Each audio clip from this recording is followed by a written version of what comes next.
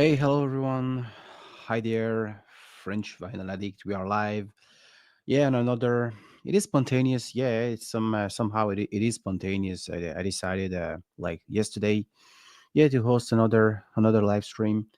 As I am back from from Den Bosch record fair from European trips since I am I stayed for a couple of days when I see my family right after this big event, Den Bosch. So yeah, I just got back not yesterday, the day before, and so I thought maybe it would be interesting to share with you guys. I already watch some videos of from my colleagues, from my VC friends, as I like to mention, like Jonas. I did watch his video yesterday, Vinyl Stockholm. Made a great video about his founds, about he tried to cover, put some pictures, some insert in his video. And thanks for the shout out. And and I see that we already have some people, fellow member from the French vinyl community. Francis, hi Francis. I met Francis in Den Bosch. Was very nice guy. Was very friendly. So he actually he helped me a lot since I had to didn't have any car, so to drive you back and forth between the place where we stayed at night and then Bosch. Claude already on fire. Claude, very interesting as well. He did cover the event, so on his channel you can you can find. I think he made overall 5 or 6 videos. He was like shooting. He didn't. He even interviewed the lady. I think she's part of the organization team of the event. So really interesting. And yeah, it shows like really interesting if you've never been there. I think because yeah, the main the main issues we when if I were to make some videos about the event, I would probably like film the crates, the bins, and Claude did a very nice video in didn't only took some capture of the bins, like hey, this is the records that you can find. He made like a very nice coverage of the it gives a little bit of a lowdown. It gives a very nice overview about how big it is, how it is organized. So really great job he did, Claude, on his channel. Yes, I think 5 or 6 videos. He made some videos a day during the entire event. So go on Claude Rizzo Vigneault's channel to check out his job. And yeah, Nadine, of course, I'm giving a shout out to Nadine, Soul and Disco. She made some live stream with her phone during the event. So I was glad to meet up with Nadine. Yeah, he's everywhere. Exactly. Hey, here there you are. Vinyl. Yeah, just mention your video. I did watch yesterday. So thanks again for the shout out.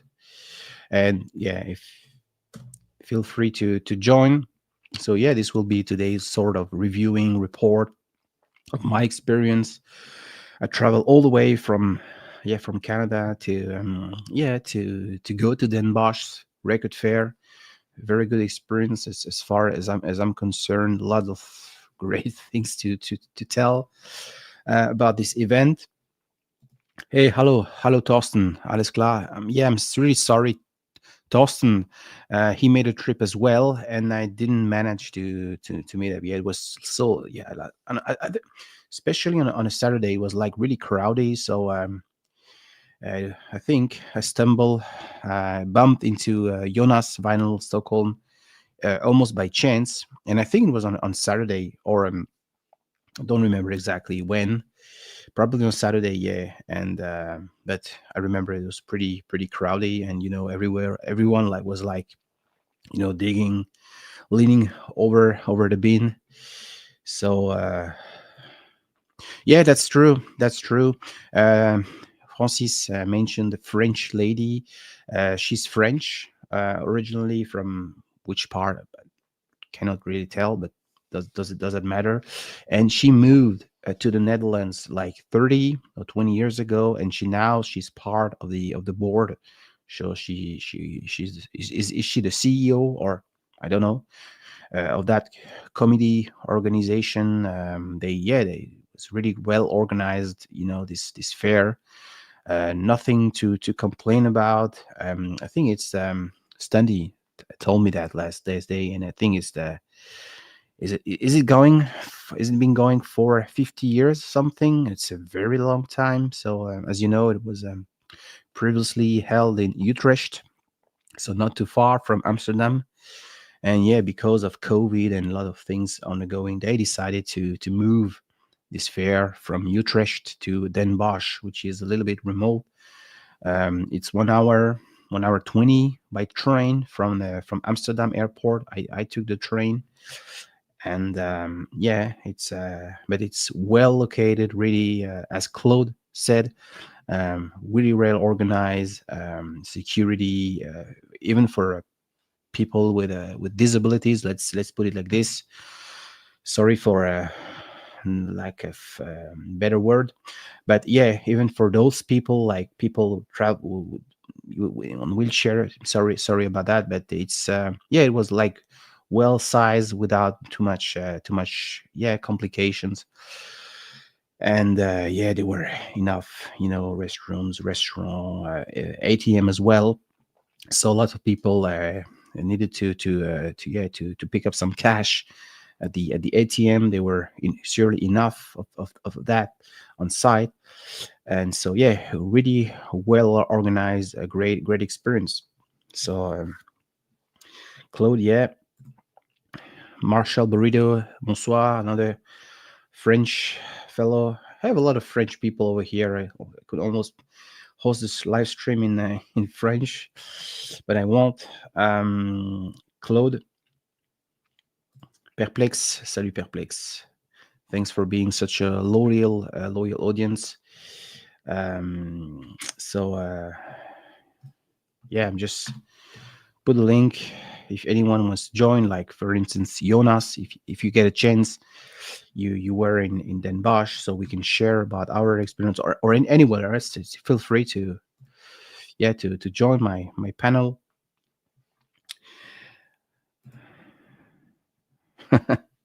Yeah, I know. That's maybe I have to improve the way I say things. You're right. Oh, 30 years. 30 years, yeah, exactly, yes. So they have a great experience, and that's the biggest record fair, or I would say here in North America, record show, the world's largest, definitely 700s.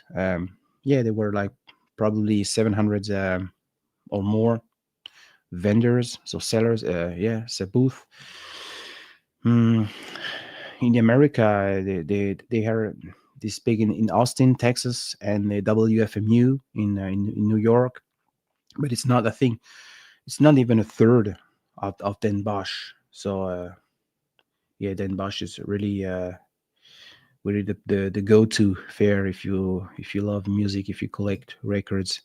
Hey, hello Ingo. Yeah, back home. Finally back home. Yeah, such a long trip, very long trip. As I said, right after the record show, we went back to Amsterdam on train with Stunty, with Steve Davies. Yeah, really nice guy. So after that, I've spent like yeah almost 10 days in Alsace with my family and friends, and I got back Thursday evening. Finally, such a long trip back from Alsace to Amsterdam, and then flying from Amsterdam to Toronto, connecting flight there, and finally arrived safe in Montreal Thursday evening. Such a long trip, lots of record to carry on a bag. Um, what a great experience. once again. Hey, salut Christophe. Bonjour, bonjour, fellow member from the French vinyl community as well.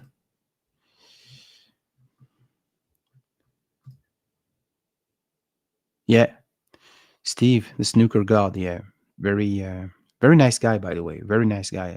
I wasn't aware. Okay, of course, Stunty told me that, and I knew a little about Steve Davis' career, and yeah, I met him with him. As I said, very nice, very cool gentleman. We spent like an evening together, and it was pretty surreal. Since after the show, we went like eating with those two people, Claude and Francis. Yeah, we went to downtown. Then Bosch. It's a small city. It's not a big town for sure. So we went for out for dinner, and on the Saturday evening, Stunty like just sent me a message to say, "Hey, you gotta come over. There is this concert. I know the DJ something that didn't really realize what was about to happen." And yeah, so I decided to take a walk to reach for the bar, and yeah, I just shared a beer with Steve Davies, and believe it or not, I was about to witness Faust, the band Faust, playing live, yeah, for free in a small small room, not a big venue like they had this bar, and a small room, and we were like 50 people standing in front of the stage, seeing Faust playing live with the original Zappi. Zappi, that's the band, the drummer, who formed the band. What an amazing experience it was. So having the chance to see Faust playing live, amazing. So yeah, uh, one never will never forget about that. So really great. No, I was like really busy. I started to watch. He's mentioning. Oh, he's asking the question there, Christophe. Yeah, Guillaume, vinyl actude, and another guy from French French vinyl community. Yeah. So yeah, if anyone wants to join, I will be talking about then Bosch, my experience.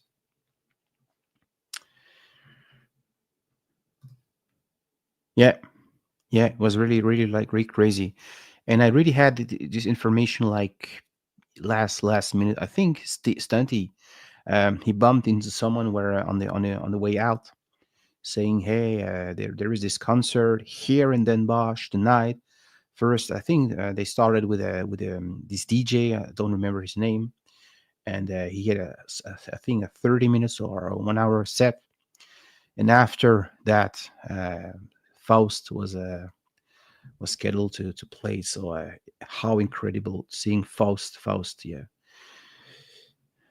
band really, yeah, it's pretty surreal. I wasn't prepared. I wasn't really prepared to experience such things.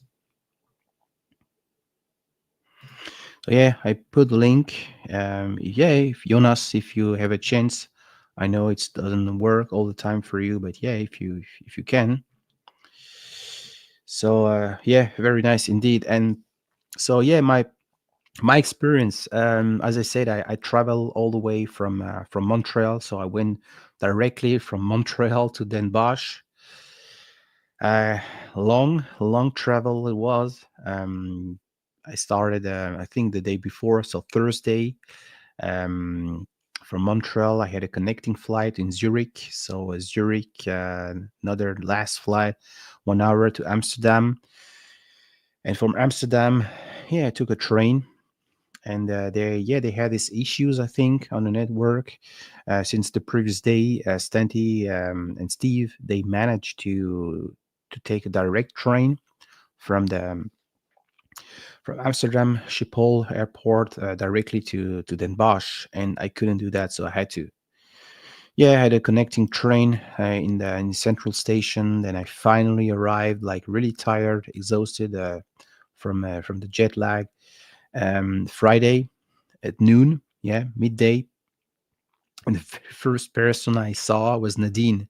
She was like doing her live stream, and yeah, so we talked for a couple of seconds. Then I gave a call to this guy, to Francis, and once again, thank you very much, Francis. You really helped me a lot with yeah, with all the logistics, so to say.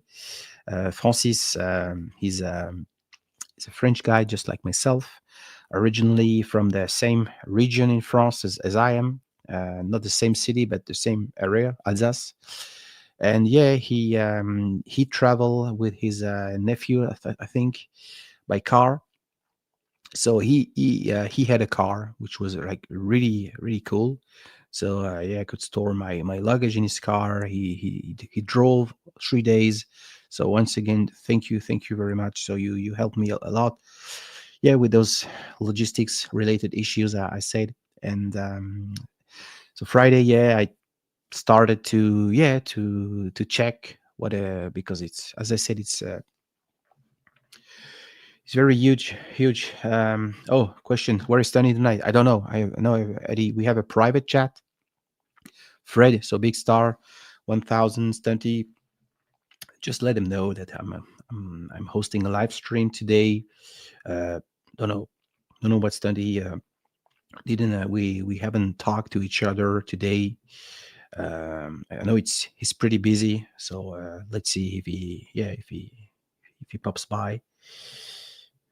Yeah, sure, definitely. No, but it was really appreciated because when I was like walking from the railroad station, then Bosch, walking with my suitcase. So yeah, finding a friend who can help me, it's yeah, it was much appreciated. So yeah, midday Friday, here I am in Den Bosch. Um, Not as crowdy as Saturday.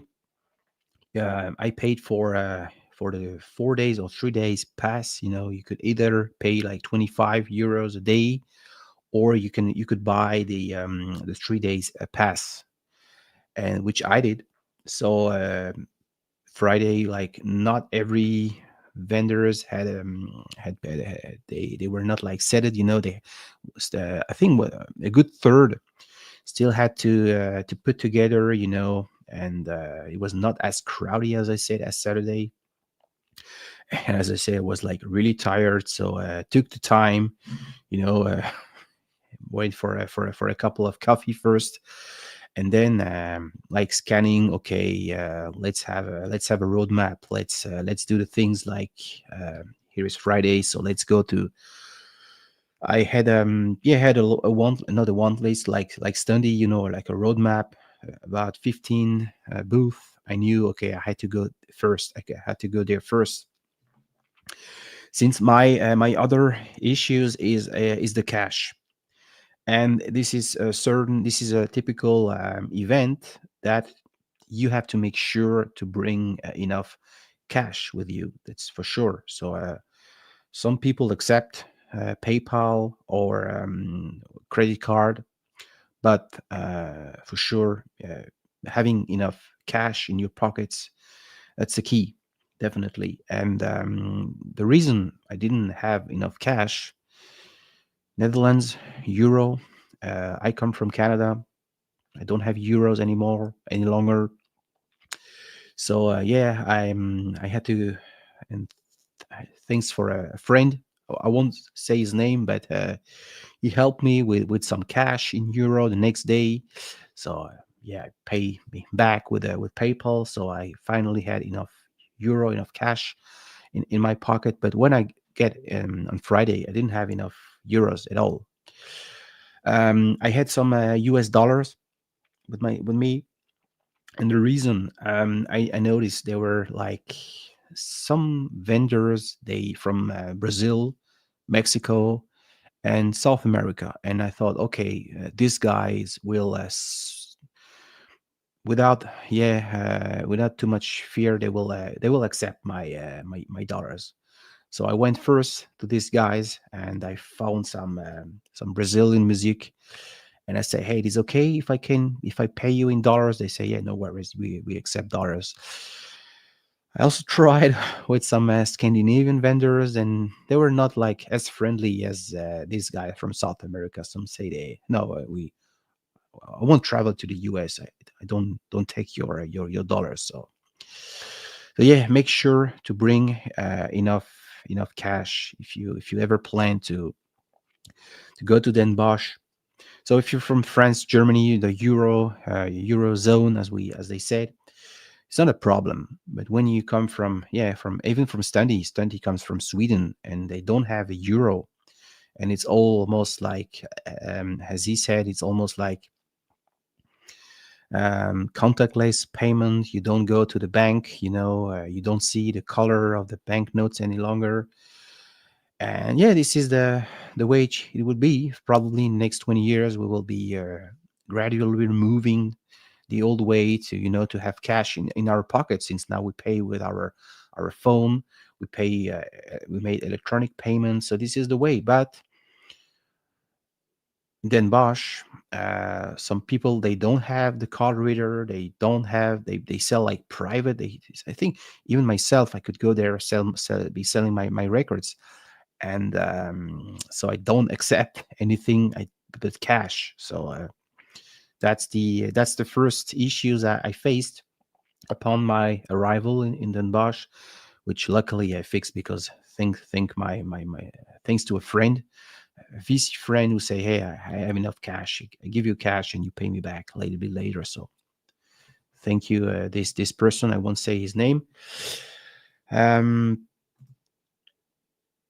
and I met up with Michael, 45 RPM, Thomas Busk. They had this OBC booth. Really nice people. Really, I don't have lots of connections or exchange with these people. I watch Thomas, on Michael's channel.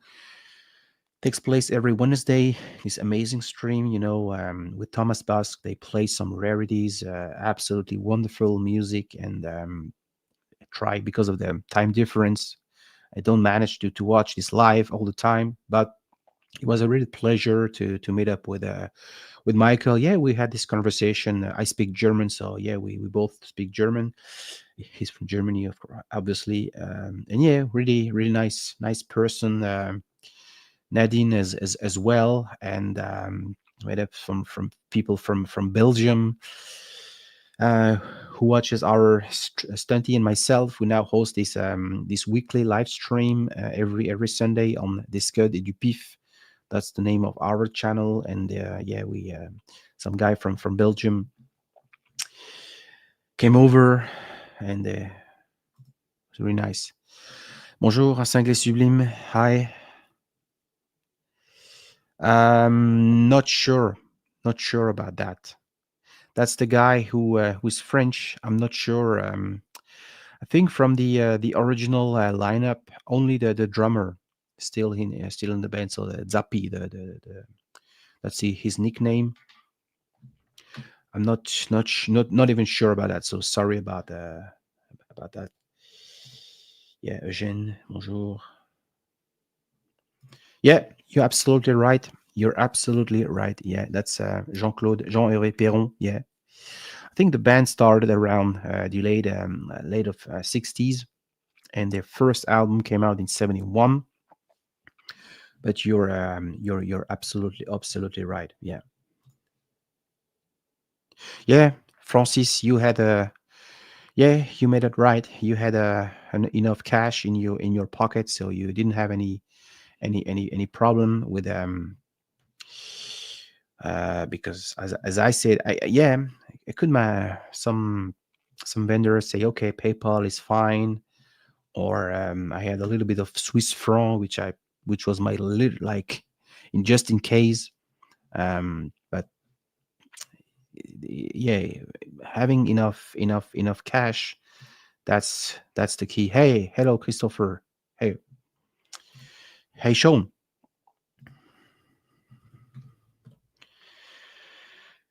So yeah, it was a very good experience. As I said, um, I had a focus to buy some krautrock records. Now I live in Canada. I have a chance to travel. I had a chance to travel a lot to the UK back in the days, and now my main objective, or my goal, was to find some krautrock records, and I ended up not buying a single one. Believe it or not, price were really really yeah, in the upper range. And I had this discussion with Nadine, and she told me, yeah, krautrock here is better to go to Düsseldorf, or she was mentioning another record show in Germany, where krautrock records are less, a little bit more affordable. Let's put it like this. And yeah, even the classics, the classic Neu, Can, Frumpy, Nectar, all this the classic stuff. Not even talking about the obscure, even the classic, the mainstream, Brain Labels, Novalis, Grobschnitt, Jane, not Jane were cheap, was cheap, but according to Stunty, Jane is classic rock. Even those records, they were like pretty much expensive to my in my book. So I thought, okay, plan B or another plan, finding records I cannot really find elsewhere. Living in Canada, having the chance to travel to Europe like twice a year sometimes. Let's focus. It's like a world supermarket. You have people from everywhere, collection from Poland, Brazil. Let's focus on something that you will find here, and so just take the opportunity. So this was like how I saw things. How much money would you say is a healthy amount to bring to Den Bosch? That's a very good question. That's a very, very good question, Christopher. Francis Cochet, for instance, usually buys €5, €15 records. And I think he bought almost 200 records. He stayed for the 3 days. I don't buy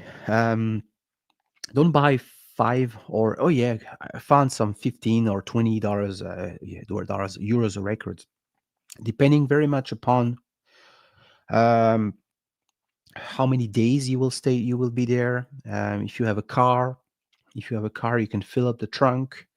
If you travel by plane, your luggage is obviously 23 kilos something. So yeah, 50, 5 pounds something, limitation. Um, Enough cash. How much money? Yeah, as I said, some would say 500, some would say 2,000. I would say, yeah, 500, €800. That's the minimum, really. And you don't have to spend all this money. You can just be happy finding. I bought 30 copies, 32 copies in the all in Den Bosch. So yeah, 500, let's say 600, €800 the minimum. And as I say, you don't have to buy to use all this budget. It's you can be happy finding 15 records that it's been on your one list forever, and then you're happy, and then you are going home with with €200 left in your pocket, and yeah, everyone's happy. But if you are planning to go there Friday, Saturday, Sunday, make sure to have enough. Yeah, 600, €800. My opinion.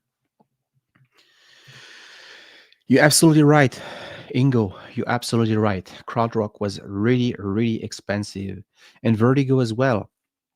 Just because it's Vertigo, um, I could find some folk bands.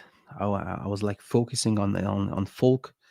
like Fairport Conventions kind of stuff. Ian Matthews, Folting Ray, all these great artists on the Island label. And my feeling was, because it's the Island label, was a little bit cheaper than Vertigo, just because it's Vertigo. But yeah, yeah, negotiate. That's the other part. That's the plan. We You have to you need to have for the Sunday, last day of the fair. It's perfect. This is like Vinyl Stockholm said on his video. It's surely a good time. It's like Sunday, beginning by the beginning of the afternoon. You notice some records. Okay, so you say, okay, now I have to go back, hoping those records are still on the crate, and starting to bargain, and it usually works. Yeah, that's the rule. Yeah, it is. It's really, and I know from America, it might be more complex, or only talking about the budget. You have to travel by plane, uh, and the November that's probably a chance that we have, since when you travel to Europe, let's say for Christmas, or in the summer holidays, just forget about that. I will never travel back to see my family for Christmas, because it's so freaking expensive.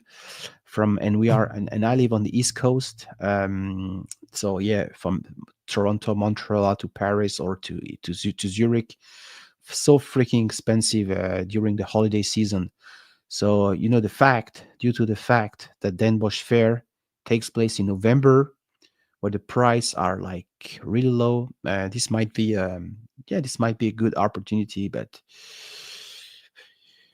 you have to save some money maybe. And for some people, it's once in a lifetime. You don't go to Den Bosch like every year, especially when you live in America, or in North America, just like myself. So but it's really worth the trip, especially if you've been collecting records for so many years. If you start collecting, I would say a guy 15 or a 17 years old guy who started to collect vinyl pretty much in the mainstream stuffs, maybe not the right time to go to Den Bosch, because you're into stuff you can find pretty much everywhere. Plus, now we have Discogs, we have the brick and mortar record stores.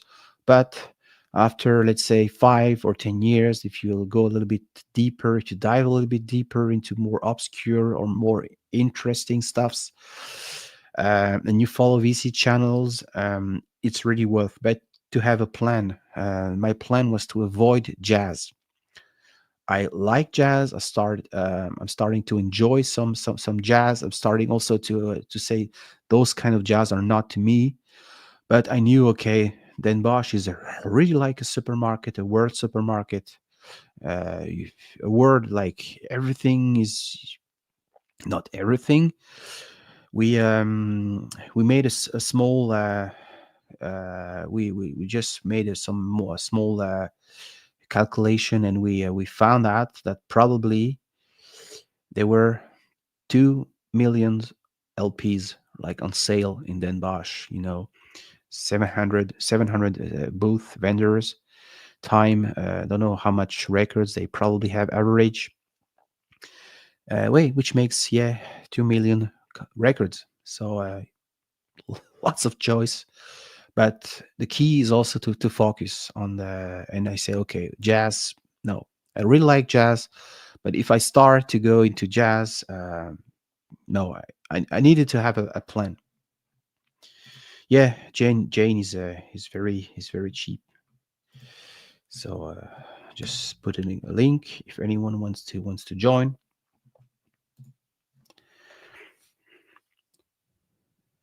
Yeah, that's the key in a small record show with 15 or 20 booth, and you're like, I usually go in like Montreal, I stay for let's say for 4 hours, maximum 5 hours. You could go everywhere. You could have a look in everywhere, in the rarities, in the $5 bins, in the jazz, yeah. It's not that bad, but in Den Bosch, you just cannot do that since there are so many things. And I think it's pretty much for everywhere. We have this, like as I said, with this live stream with Stunty and myself every Sunday morning. And there is this guy called Joseph Isola, really great channel. He always participate in the chat or in the panel. And what he does, he likes to go to the garage sale. You know, doesn't spend a lot of money on one single record. He has his budget, and he's like digging into the wild. So he likes to go, yeah, as I said, garage sale, thrift store. That this is pretty much his playground, and he's happy, and he finds lots of interesting stuff. €5, 5 or 8 euros. Records are not always, in good shape or in good conditions. You cannot wait to find a holy grail mint, but it's still possible. And we had this conversation with him last Sunday. We say even you could find your happiness. You could find your happiness if you are into 500 box records. If you are into like Francis, 5 up until €10 records, you could be happy.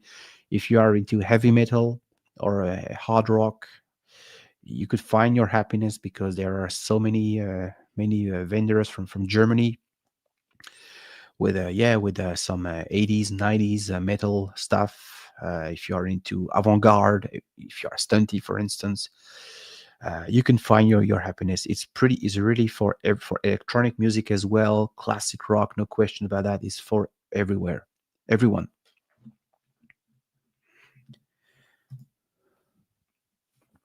Yeah, Francis is just saying it was the first time, November.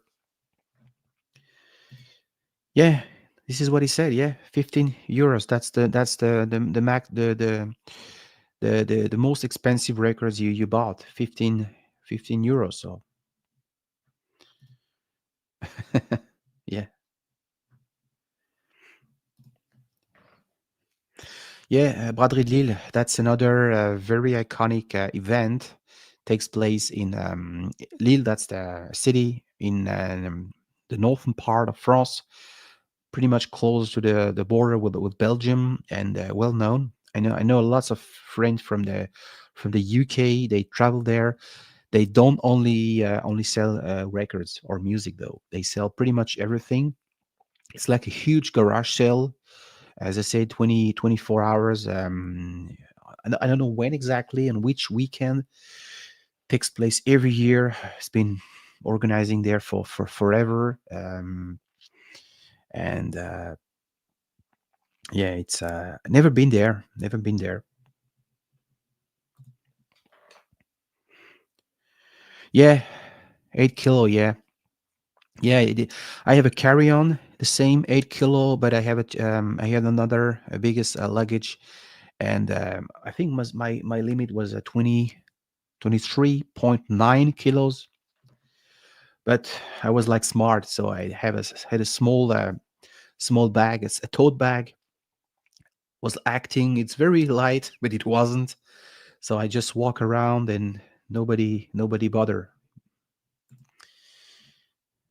Oh yeah, I will send you my address. Yeah, yeah. Having enough cash. That's the key.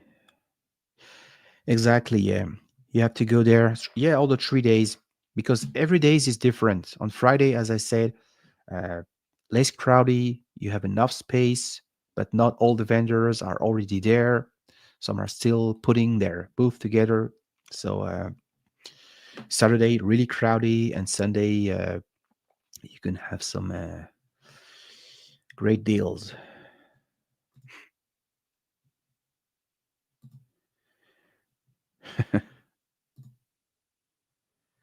Yeah, exactly. So yeah, good example. You brought 1,500 euros, but you didn't spend all the money. Hey, hi, Marcel Pace. Salut Marcel.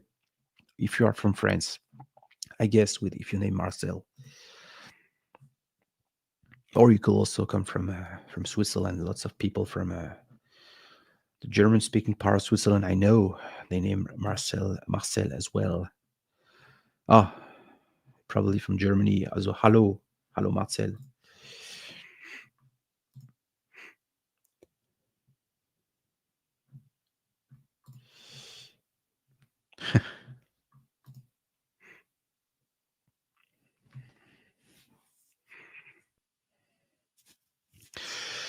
Yeah, so I found some really holy grail, holy moly grail there. Records I have never saw, like the band Xar, for instance, CZAR Xar, some late 60s psych rock. Found not found, saw an original copies on the wall. A band called Universe, rare private press, amazing. And it was funny because usually that's the sort of things that are rare. You see, like, if you go, like, just like myself, you go digging like every month in Montreal. We have enough record store. Sometimes you see one grail, and it's rare. The thing in Den Bosch, it's a almost a concentration of the creep of the crop. So everyone wants to show the muscles, to show the vendors. They bring some good stuff there, and so yeah, it's funny to see a grail, uh, rare stuff, like four times in one day. So it's pretty funny. Yeah, Claude really made a great job. I said earlier, Claude was covering the event. He brought several cameras, several phone, and he posted every day very nice video, not only showing the crate, the bins, showing the overview, the entire event, which gives a very good idea about how big it is, how it is organized. So made a really great job. So go on Claude Rizovino's channel. If you've never been there, yeah, if you have some doubts, or if you're from, like, for America, you want to have a lowdown, to have a very nice overview of what is Den Bosch looks like, go on Claude's channel. Yep, some records, yeah, 3,000 euros value. Yeah, yes, I did. Yeah, post punk. Yep, exactly. Those bands. Yeah, uh, yeah, a little bit expensive as well. I think now it's the new trend, as I say, with crowd rock. Was pretty like disappointed with the price, and pretty much the same. Pretty much the same. So I remember I saw those records, and maybe I don't have the right standard. I took a trip last May to see my family and friends. So once again this year, and I went to Freiburg. Freiburg is a small city in Germany, in the Black Forest, very well known for being a student city. And if I remember correctly, those records I could find some those records for a little bit less in those, yeah, in Freiburg. So didn't buy any of those, but those are perfect example.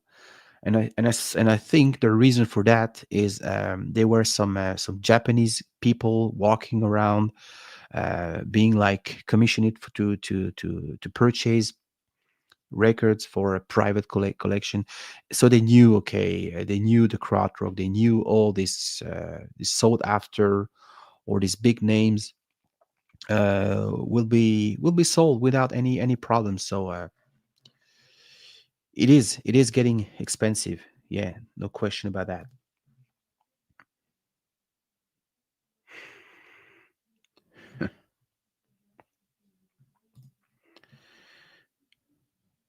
Yeah,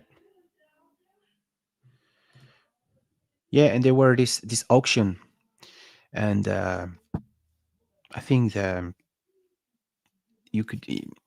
I saw. I just grabbed the booklet to see like the reference.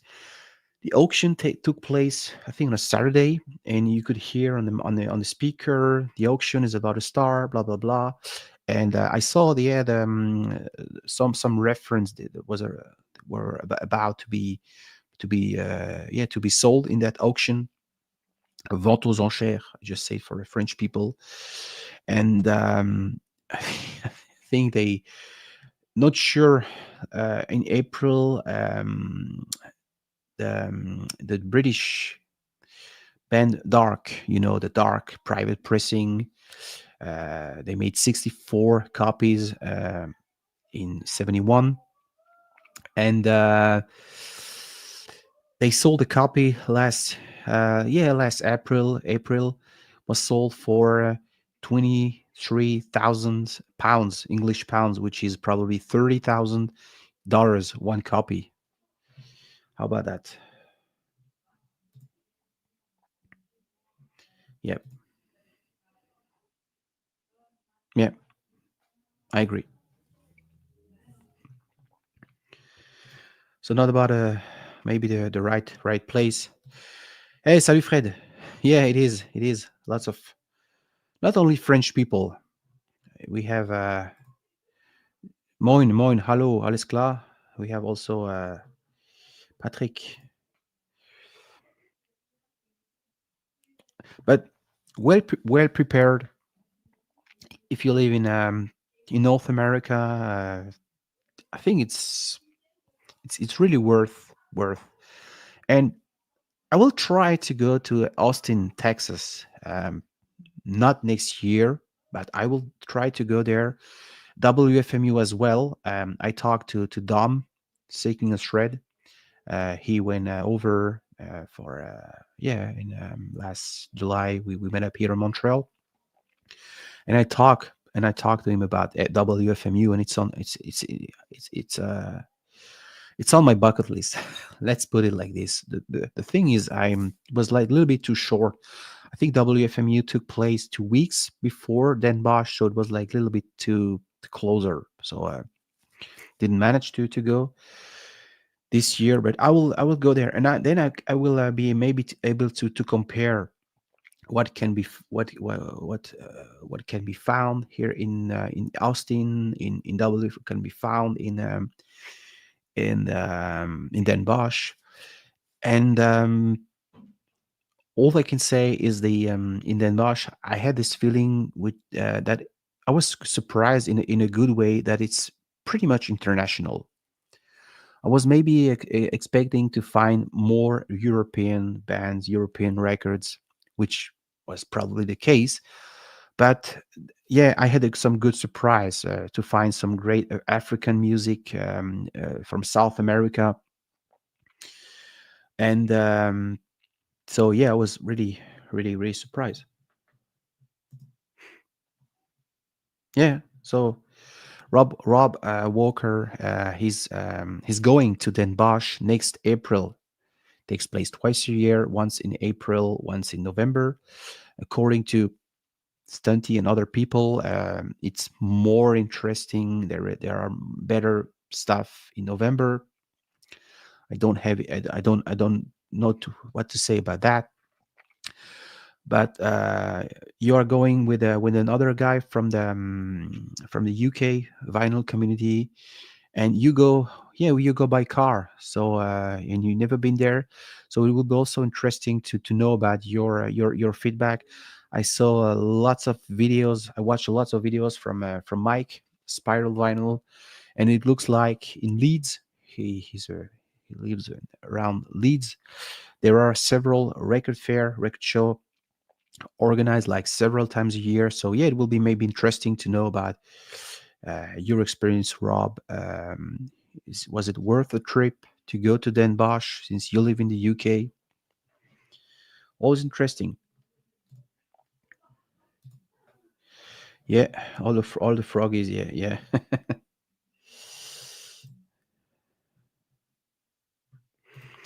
Yeah, it is. It is.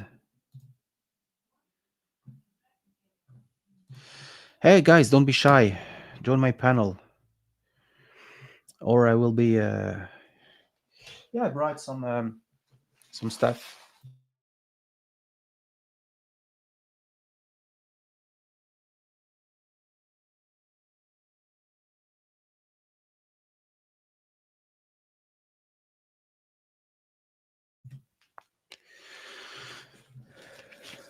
Brought some.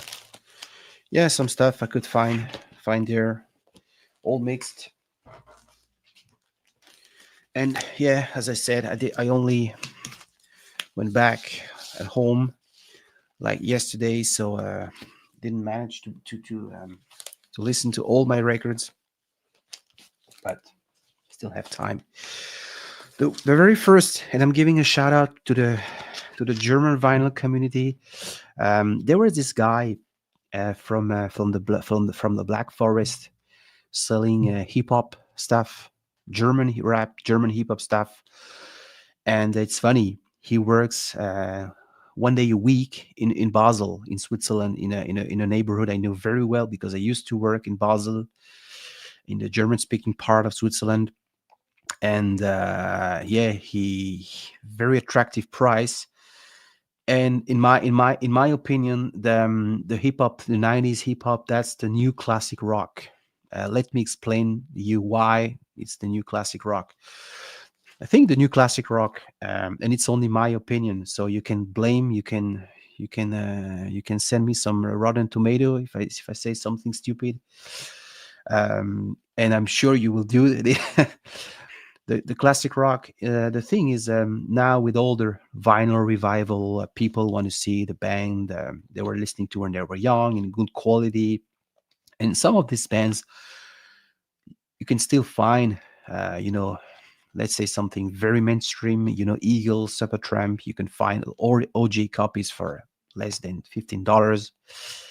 And when I say the new classic rock, is I think it's because people of my generation, I'm 38 years old, so people between 35 and 45 years old, they grew up with a hip hop, with the rap music, and they grew up mainly with the CDs, and now people are getting into vinyl, and they say, hey, would be great to find all these bands I used to listen to when I was 16, when I was 15 years old, at the end of '90s.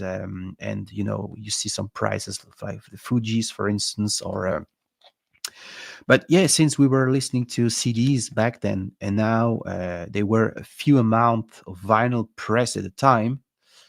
I think it's the right time to buy those records. I wouldn't say those are cheap, but it's the right time. Probably in the five 5 years from now would be really hard to get a hold of an OG copies of. I saw last summer the Musication of Lauryn Hill for over $200, something like this. And this is a very good example. This is a band I used to listen to when I was 14 years old. This is a hip hop band. This is old school band from Munich. Okay, they sing it. They rap in German, and this is an OG press from the year 2000. And I paid less than 50 euros for that. So still affordable, still reachable. And they this guy, he even had their first album. So yeah, This is my main concept. Yeah, as I said, Ben, from me. This is more dub. This is an album from '97, first press '97, and yeah, both I pay less than 100 euros for both. So this is still the right time to. Okay, it's not like very sought after, incredible band, blah blah blah. I can understand, but it's still affordable. And I made the same, almost the same experience last month when I went to this record fair in Montreal, and I could find some French rap '93 first press. Was a little bit more expensive, but you could still find those records. And pretty sure if more people are getting into vinyl, if more people are rediscovering, and I say, hey, I remember I had the CD in '97. I would like to find the albums on vinyl, and so I think it's the right time to buy those. But this is my opinion.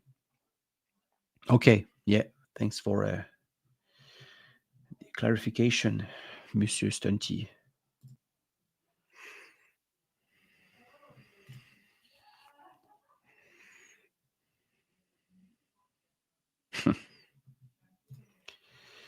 Rainer, yeah, it is impossible. I'm sorry about that. It is impossible. Yeah, there are no function. I use StreamYard, and just sorry about that. So that's the boundaries we have to deal with um with StreamYard. So my channel is in English. I do have some people in the chat from France, from Germany, and they all try their best. Uh, I'm sorry, I cannot really.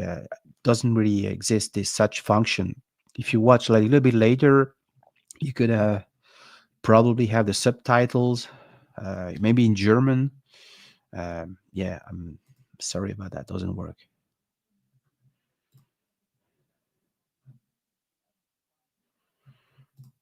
Oh, really? Okay. Yeah, Feldberg. That's the highest peak, highest mountain. Great. I mean, in the Black Forest, great area. And yeah, I can make some. So he worked with this is the record store. And when I spent some 10 days with my family here in Alsace, not here in Alsace, I took a quick trip with my father. We went to Basel, Switzerland, and I went to the store where he say, "Hey, I'm working." 1 day a week. I'm there, but they were unfortunately closed. They have a very strange opening hours, so they were closed. No, too bad. Oh, lots of comment. 26 people. So hey, people, don't be shy. As I'm showing the records I bought in Den Bosch.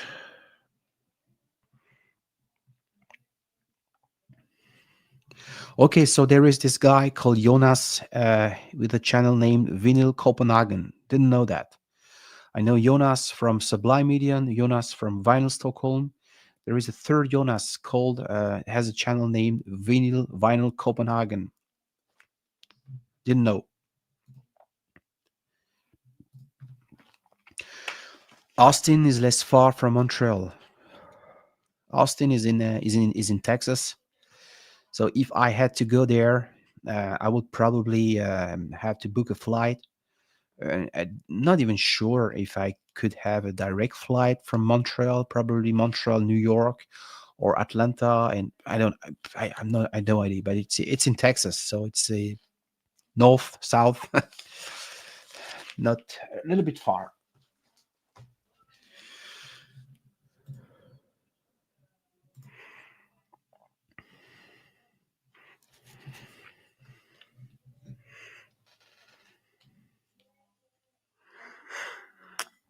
And yeah, those crowd rock and post punk stuff, Germany. I plan to go once in Hamburg. Really, I think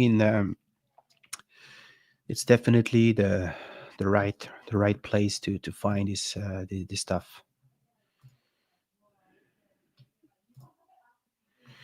Okay.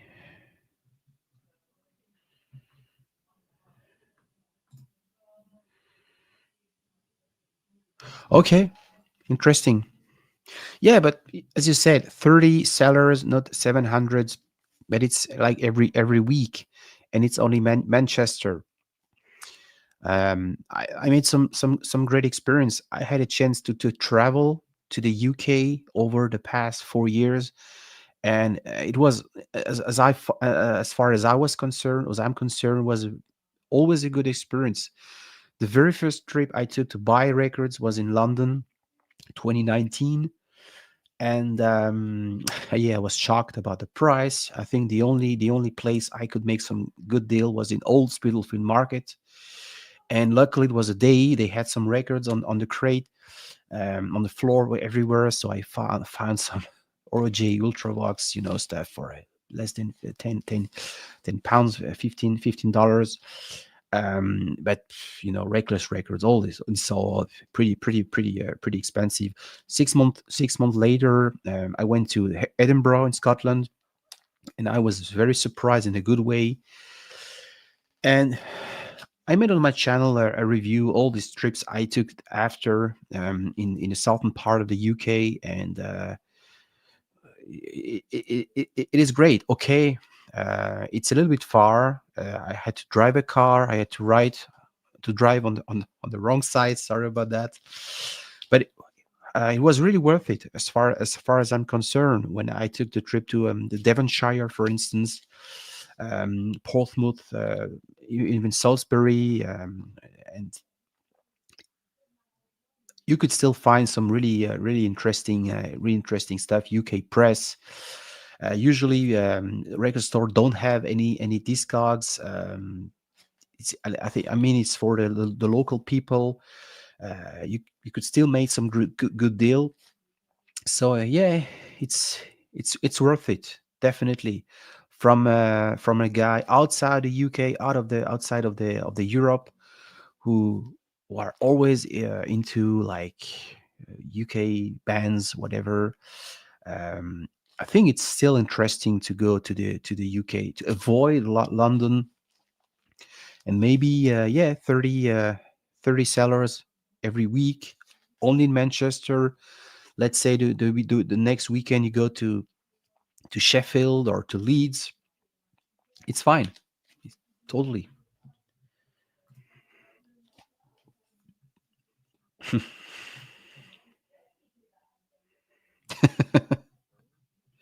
Yeah, tomato is yeah, I explained this to you. I just compare the generation of the people who are listening to, I will say you in French, maybe in private. I say those people, okay, my people who were like young in the 70s, in the 80s, rediscovering vinyl, or saying, hey, now I need to have these records of the bands I used to listen to when I was young, are looking for, or OJ. And I'm compared with the generation of my generation, 35, 45 years old. They were listening to certain stuff in the 90s. They were into CDs, now are into vinyl, and say, hey, would be good to find this stuff I was into in the late 90s in vinyl. And but it may sound a little bit odd, since as I said, it's much more easier to get a hold of Breakfast in America or Long Run Eagles than 90s hip hop OJ Press. But I would say it's the same. It's the trend that some people have money, are in their late 30s, and are planning to, yeah, to rediscover vinyl, to buy a new turntable, and say, hey, okay, let's start with the bands I used to be into when I was young. So that's the idea. Hey, hi. Salut, Stunty. Hello. You made me think of a topic that it would be good if Jonas Van Stockholm, who's here now, if he could come up as well to discuss that, or anyone who were at the fair, because I assume it's not your case, Romuald, but uh, this year has solidified. one interesting thing for me concerning Den Bosch and the whole experience. I get for me, Den Bosch lasts 2 or 3 more weeks after Den Bosch, and I'm not talking about just how we debrief it and all that. I'm talking the whole like experience of record buying, etc. You're probably right. You're probably right there. You want to extend the because as a buyer, you had a certain you had a want list, you had some goals, and you couldn't fulfill in 3 days. So you say, okay, I And will it's not keep. just Yeah. that you can't fulfill everything that you were after. That's a given. It's more that going there, you get a lot of valuable data as well. What is it that is available? What is it that is going to be difficult, not just in Den Bosch, but in general? And then you go back to your want list and you see what is available, in what capacity, what price, what condition. And then suddenly that realigns your priorities a little bit. And that's when you instantly act. I bought more records online since Den Bosch than during Den Bosch. I spent more on one single record online in the past few days than during Den Bosch. Based on an information you get when you were in Den Bosch, Yeah, talking with the exactly. talking with the guys. Yeah, yeah, And I think yeah, yeah. it's very it's something we haven't really discussed before. I've done that the past two times I was there. I noticed, but now I see that that's the way to go, because it was not like I was disappointed to not find this or that in Den Bosch. I was just giving myself the option for that, the best option in the real world, in a way. And then you realize, okay, this thing that I thought might be easy or possible, this is not happening. So, what are the best options online? What are the best local options? And then, okay, which is why I was very, very happy to leave Den Bosch with quite a bunch of cash left from my budget. Hmm. Yeah.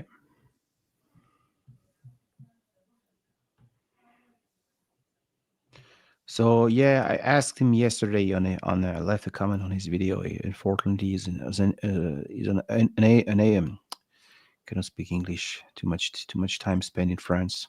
Jonas Yeah. records are feeling very, very like dismissed right now. They thought they were his family as well, but Mhm.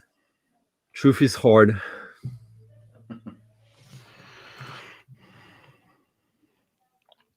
And Rob says that the fair gives you an opportunity to see the real prices. Yes, and also what is common and available or not, because I think it was Claude here who did the numbers that there were probably 2 million records Yeah. at uh, On site. on site Yeah. exactly. Yeah. So that's and records that people hope to sell, not just are standing there uh, with like, oh, uh, maybe I'll be lucky if someone wants that. Like you go there with stuff that should go, which is why you get these big discounts in the last day, because okay, it's the seller who's decided, okay, that was not the best um, math I did, and they were humbled by it. Either you sell stuff fast and easier than you thought, or it stays on your hands, or you sell it in the last day. So yeah, I think really it's been quite exciting um, going after records after since then Bosch for me. And there's also all the people you met there who offer you new opportunities for stuff that they didn't bring, but that if you're smart enough to have a conversation with them, and present what you're after in a manageable way, not in a like crazy, unrealistic way, you will find some opportunities. Like I talked with some, there were like 3 or 4 Polish sellers. Well, I think I talked with the right one about finding the stuff that I'm after. You know what I'm talking about, Romuald. Yeah, yeah, yeah. And and I haven't yet gone to this part of all the stuff that I plan to do since then, Bosch. So because we're only like at week 2, at the end of week 2. Like I think that next week will still be like following threads, um, before the whole experience of this focus buying spree you get for den Bosch is comes at an end.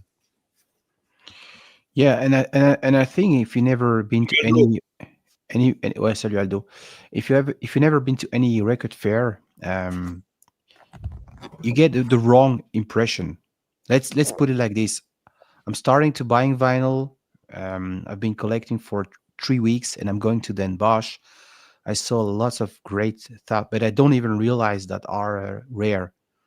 But if because they were a record seller, they were like cherry picking, trying to find the creme de la creme. You don't even realize that. You see like rare records, but you can see 4 times in a day that you usually don't. So, and because you don't have the experience, because you don't have the background of collecting for 10, 15, 20 years, you don't realize that, okay, what am I seeing now? It's not normal. It's not something I will account in the normal life when I will be back in my normal city.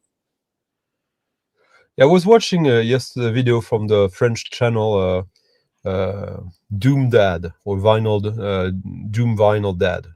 The, It's the doom like the doom dad, yeah, yeah. Dad, and he and a bunch of his mates were having like a Denmark debrief as well, and some were like being bummed because they bought a record for 45 euros that they saw the next day for 40. Like that's, I think that that's not where the focus should be in a way. But then again, different people, different time in their collecting, different perspectives. Yeah. Francis here, he bought so 180 records, and I would be interested to know the average price, like the total he spends, so we get an average per record, and also to like maybe like now he's like lamentating that he didn't meet Aldo, but if he met Aldo, maybe he would have only got home with 120 records. So be careful what you wish for. Yeah, I think we know the average you spend on the thing was 8 or 10 euros. Talking about Okay. Francis, yeah, which is yeah, which is interesting. Being able to find, because Francis has been collecting for over 4 decades, and he still finds some interesting stuff for him. Less than 10 euros each, and he bought 200 copies. Yeah.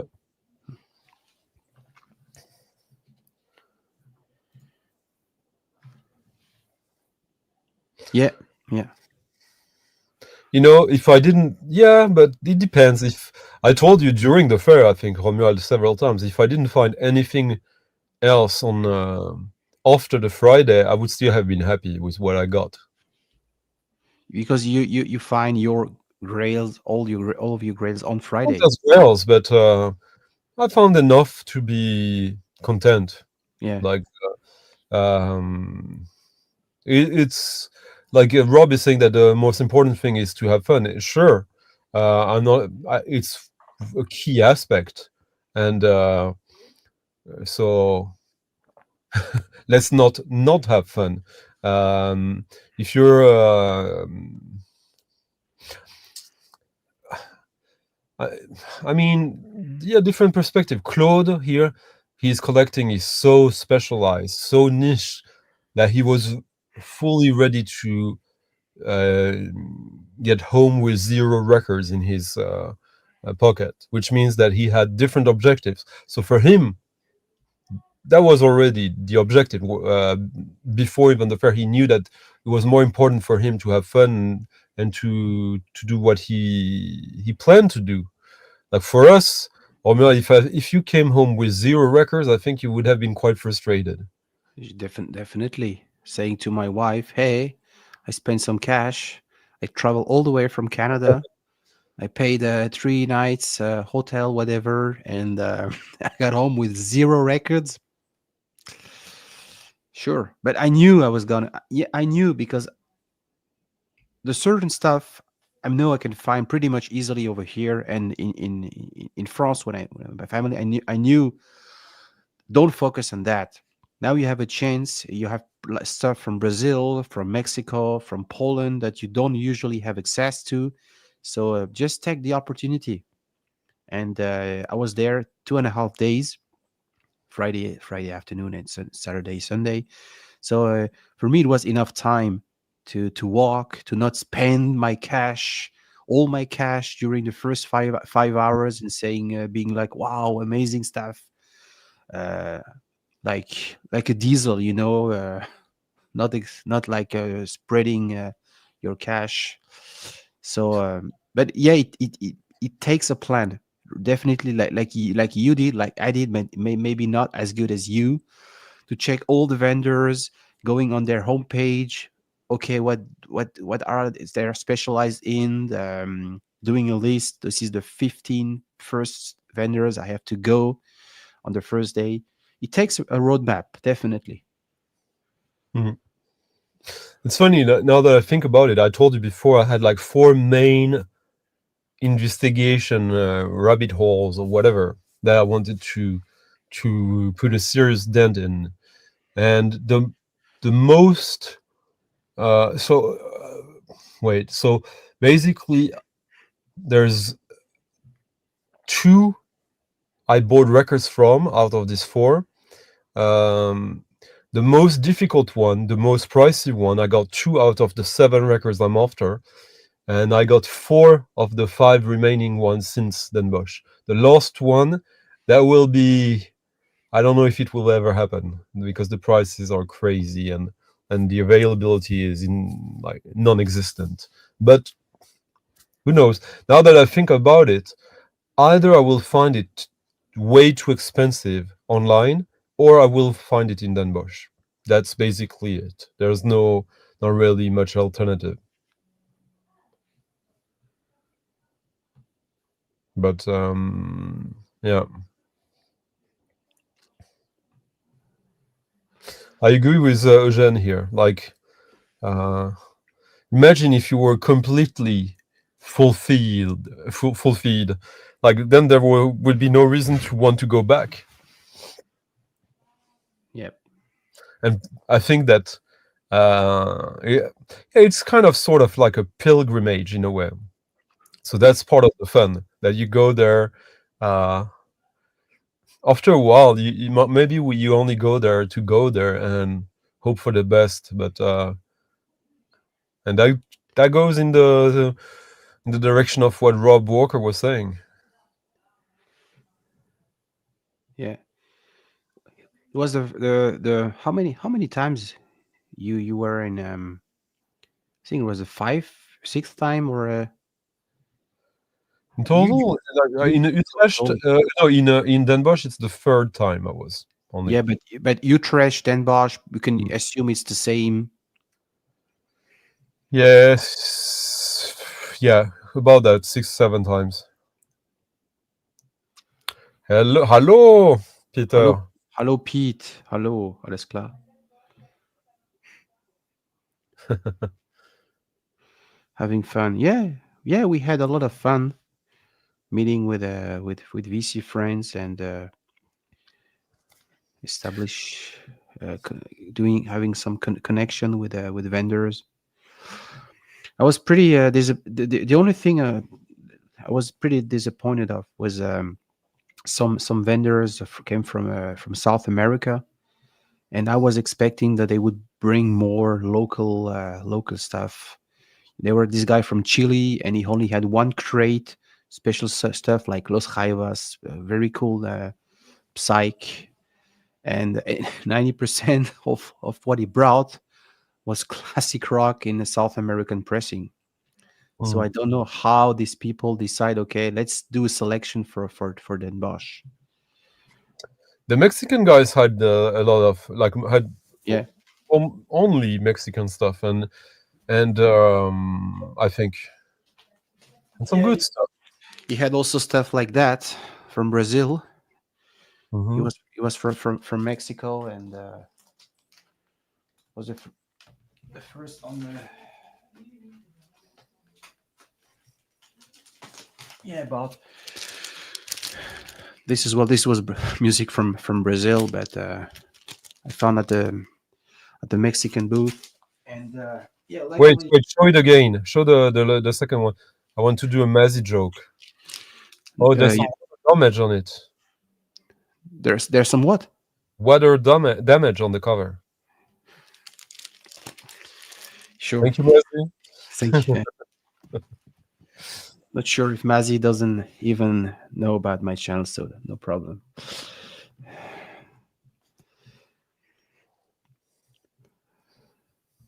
No, I was pretty happy, really, with all the connections I made and the information I got.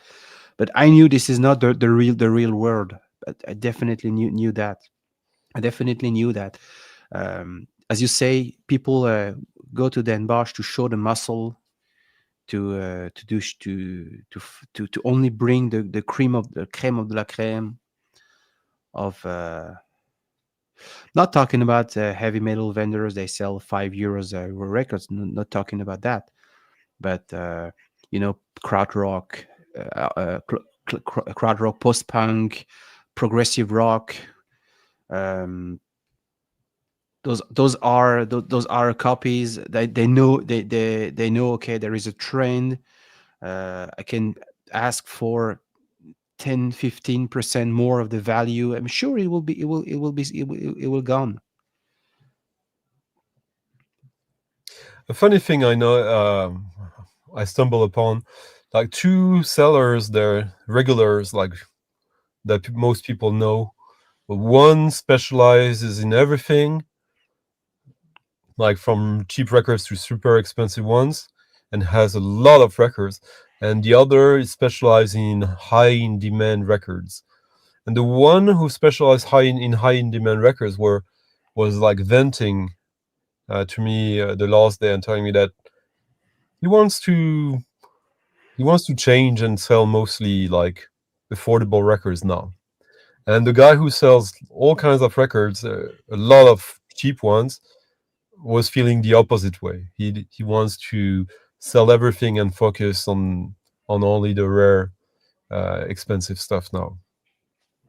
And both are seasoned sellers, so it was interesting to see that they were both meaning to move in diametral opposite directions. Did you experience going to Utrecht or Den Bosch before Discogs was No, exist? No. Okay, this might be interesting. Do you see things in Den Bosch you don't see? Yeah, I saw stuff I rarely see online. Yeah, I saw Romuald. Oh you no, see. we see him all the time. Sorry, no, no, I had never seen Francis though. Yeah, and online, and I saw him in real life. So there you go. Francis is in Den Bosch, not online. But it's funny because in general, like when a lot of people have this assumption that records are expensive there, I don't think so. I think that 95% of the records there, even more, like 98%, you will find them cheaper than you would find them online. And the few percents that you find more expensive there than online, it's because you don't find them online in that condition. And I think for people like Francis, he's into kind of stuff. people don't bother to sell online. Yeah, You know, yeah. €5 records. I'm not saying it's bad. I have a huge respect for all the kind of copies, whatever. But when I see in Montreal, when I go in Montreal here at the local stores, €5, $5 or $10 dollars Canadian crate are never listed online. You had to go there locally. You had to spend 15 minutes to flick through the bin. So Oh, by the way, since Rob is here, I bought a record he might want to get. Let me go and check and get it. sure, sure. I will continue by showing some stuff. This is another. This is a sort of grail. I've been on the lookout. I will make myself big. Okay, so this is an Italian guy, very interesting, Franco Battiato. This is early '80s Italian progressive pop. Very interesting. He made several albums in the '70s. One called Foetus, Foetus. Very experimental in a way. This is a little bit more accessible, and he even participated in the Eurovision Song Contest for Italy. He sung for Italy, and in '84. And but it's very good written, very nice melodies, very clever or smart pop, if you want to. And I've been on the lookout. And there were this Italian booth. I saw it for $100 in another booth, I think on Friday, and I just waited to say maybe I will find this copy elsewhere. And I managed to pay less than 50 euros. Original press, Franco Battiato. Yeah, very underrated Italian stuff. You're back. And I'm just showing some stuff I found. This stuff as well. There were these French vendors, and didn't know much about Ramuccio Mata, but this Who guy, is? Which yeah, means that you got some Chilean records, since Ramucho's dad is from Chile. I do, yeah, I do. I listened to the other one because I found two records from Mr. Ramuccio Mata. And you were told I think you know better this artist than myself. His father was a painter or an artist from Chile, Ricardo exiled. Matta is one of the greatest surrealist. He's the greatest surrealist painter or artist from Chile. He moved to France in the early '70s, like because of the dictatorship. Maybe no, he must have been in the '60s. Yeah, he had two sons. One, Gordon Matta Clark, who became a very famous New York artist from the loft scene. He passed away quite young. His specialty was that he was cutting buildings in half. So it was like literal buildings in the city. He would make them into a sort of like dollhouse. And then the younger one, Ramucho. Few people in France realize that he was the husband of Elie Medeiros, who was a very popular French singer in the '80s. in the '80s, also of Chilean or lineage, because she used to date Jacquenot, Jacques, ouais. and people fantasize about that couple. But she was actually with Ramucho when she had her biggest success, which he co-produced, co-wrote. Toi, toi, mon toi, toi, toi, mon tout, mon toi, which is basically the sort of hyperpop version of these records you got. Yeah.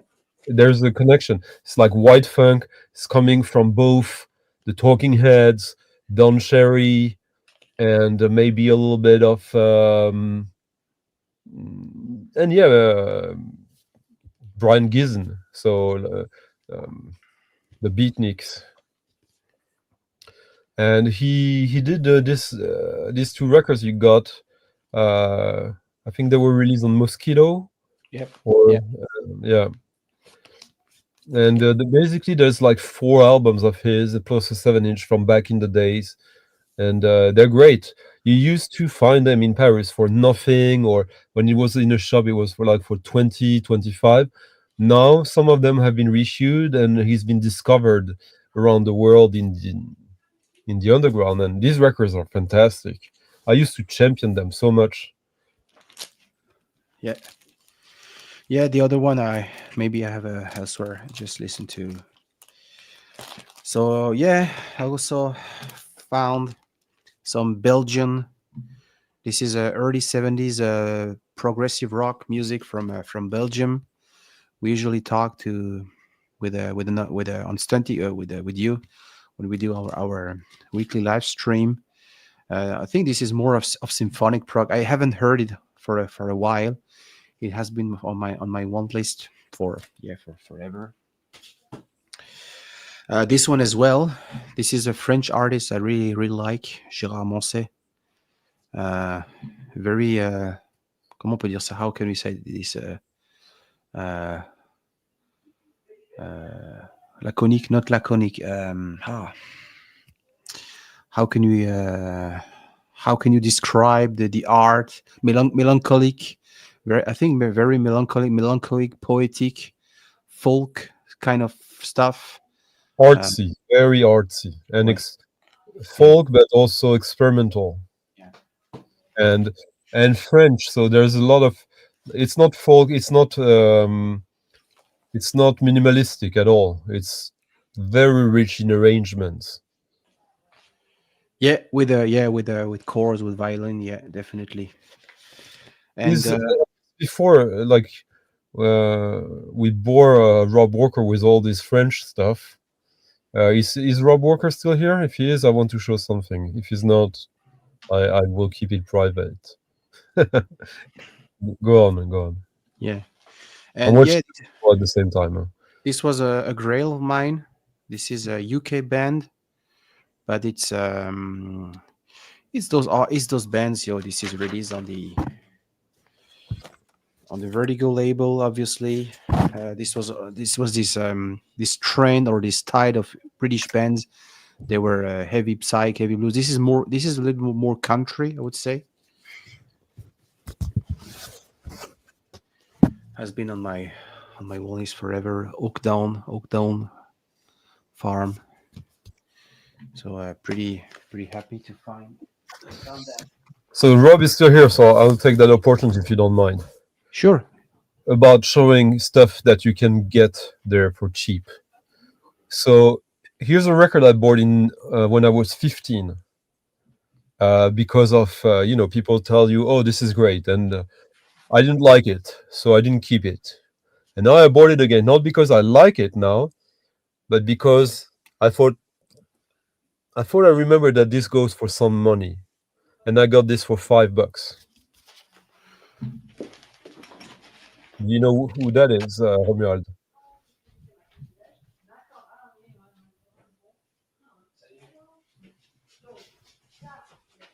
Romuald? Romuald? Yeah, sorry, I was like, I was asking you, do you know what that is? Who that is? ah, um, reminds me a bit of Françoise Ard. No, it's not. She's No. not. Okay, so you're off. So this is Paul Weller, second album, which only has one pressing on vinyl, if I come correct. So I found it with the OB, with the poster, and of course with the record. And how much do you think, Rob Walker, how much is this worth normally these days? Rob Walker is a huge Paul Weller fan. You should know about that. Yeah, that's why I thought it would be fun Yeah. to ask him. So, because I found this for $5. and I think it would probably go for between 65 to 100, 120. So when you see a record, you know is yeah. So Rich says £100. So I got it for like almost like barely four. Oh, Yeah. okay. And So yeah, so that means I made um between between 1,300% margin to 2,000 just by spending $5. Now, of course, I had to sell it, but like even if I sell it low, it will still be like 10 times what I paid for it. So um, that's the kind of stuff you can do in Den Bosch if you're quick and have the eye. yeah. Still, don't have this the skills of yours. Yeah, and that's the second one. I went just to the other. I listened to that record like 2 hours ago, and didn't expect. It's pretty experimental, and it remind me a little bit of the aesthetic of the atmosphere of the movies from Jean-Jacques Benet's that could have served as a soundtrack. You know? No, okay. I'm No. s- I'm saying some bullshit. Okay, forget about that. Well, Sorry. next, because he always has these soundtracks with very synthy, Yeah, like the diva, for instance, yeah, diva, or this yeah, is interesting soundtrack. And Amucho's music is like yeah. no, it's very organic. You just gave me the look, so I say okay. Sorry. No, no, no. I mean, it's okay to disagree. Oh, sure. And this one's a fantastic record as well. This is a guy from Mali, I think. He partnered with some musician from Cuba, and it's well done. It's really well done. Afro-Cuban beat with flute. It's I got it for yeah for less than 20 euros. The, the booth, the guy, I think it was from Paris, and he had some yes, so Afro-Cuban, some dub, some reggae, amazing stuff, and I know nothing about that, so just rely on his expertise, and I'm not even not even disappointed. You know about this artist or Yeah. this records? Okay, so is it something worth dive into? I mean, collaboration he probably had made with other artists, or is this what only like once? It's up to you. Like I can't really say. For me, there's like thousands and thousands of records like that. Yeah, But it's cool. It's cool. yeah. Yeah, this is typically the things I'm after, and when you see that when you have the chance to talk with a guy who Samuel, who collect or who sell at the end of the day such records, those are the stuff I came to Den Bosch for. Not only for that, but not to to find the usual stuff. And yeah, giving a shout out to our friend Fred. Um, certainly the stuff. He just recommend me a book called Electric Eden. I just bought, and this is Ian Matthews. Ian Matthews was previously in a band called Fairport Convention, very influential, very iconic folk band from the UK. And this is Folk a rock. folk rock, yeah, folk rock, late '60s. So and yeah, it's really smooth, beautiful. There is a song at the end called I think the last one, If You Saw Through My Eyes, which is very Dylanian, like Bob Dylan way kind of stuff. Uh, very nice voice. And yeah, Fairport Convention, I know what you think, but they were so influential. It branches out in so many ways. Still I Span, Falling Ray, Sandy Dennis solo album she made. Richard Thompson, the one he made with his wife Linda. Yeah, this is really the jam. I'm into folk. To answer Rob Walker's question, I would say that less than 1% of the sellers in Den Bosch were from the UK. Well, Yeah, less than zero. I think there was only like 2 or 3 sellers from the UK. and they had new stuff. They didn't have the.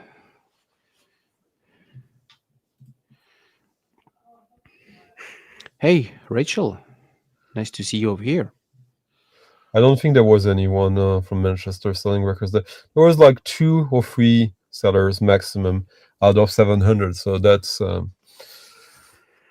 that's good for British people. Yeah, it is.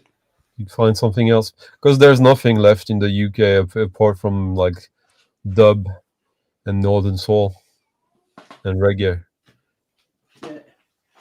And same era, almost same label. Okay, Ian Matthews was on um, Vertigo, but Fairport Convention, all this crazy stuff. They were on the Island label, and another iconic band from that era.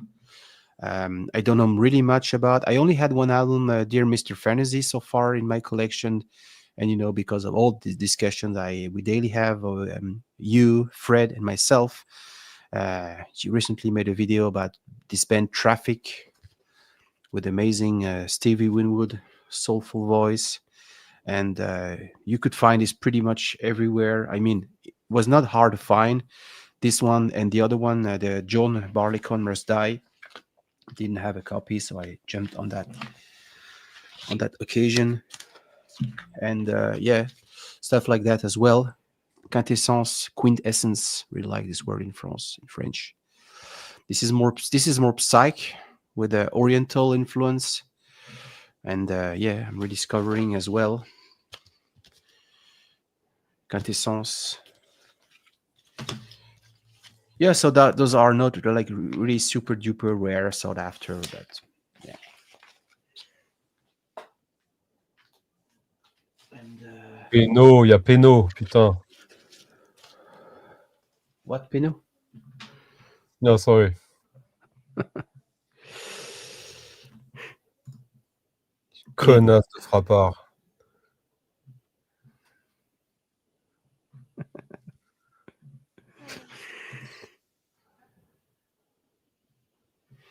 yeah, I agree. So underrated. Yeah, yeah. This is what you say, Fred.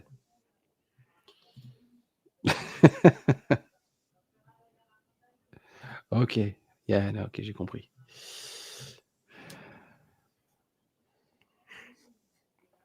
Yeah, I think that's the main issues they deal with. You told me that, Stunty. They What? were I they tell had you. yeah the sellers from the UK. If they had to travel to Den Bosch, they had to pay for a custom clearance, to pay some tax. Yeah. And Yeah, some have figured out how to do it in an efficient way where you do a bulk thing, but you have to have the right papers. Then it's not too difficult. Basically, you pay the customs to get in, and you get it back when you leave, minus what you sold. But it took a little while to get in place. And if you're a little seller, maybe you don't know how to implement that. Maybe, yeah. So it will take a little while before UK sellers found an efficient way to come with their inventory. Aldo, ben, je regarde Reims contre. Enfin, non, je regarde l'OL contre Stéphanie Frappard. Quelle connasse. Oh, j'y crois pas.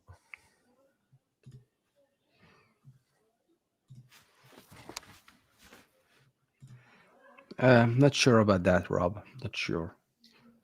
And why would they bribe the French customs when they arrive in Belgium? What is Rob talking about, huh? Rob is even worse than American with geography. Yeah. Sorry, Rob. We love you. Yeah, that's and yeah. Speaking about, I'm not sure about what I was going to say.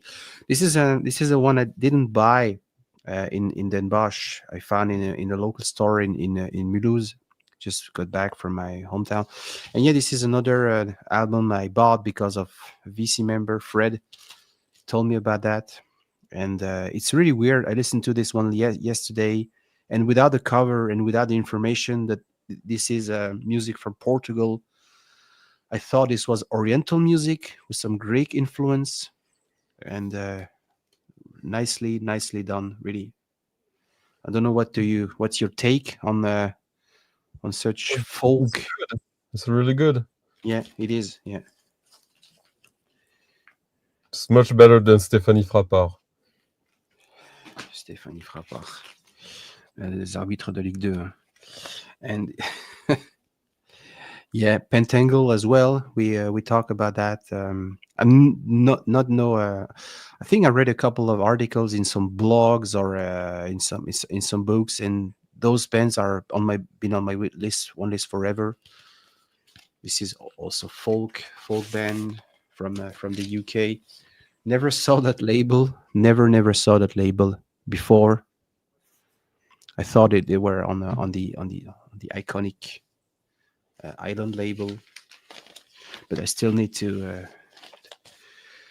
listen to this one. I'm really into folk right now, like Fred. Like Fred, we should talk about folk every day, almost every day.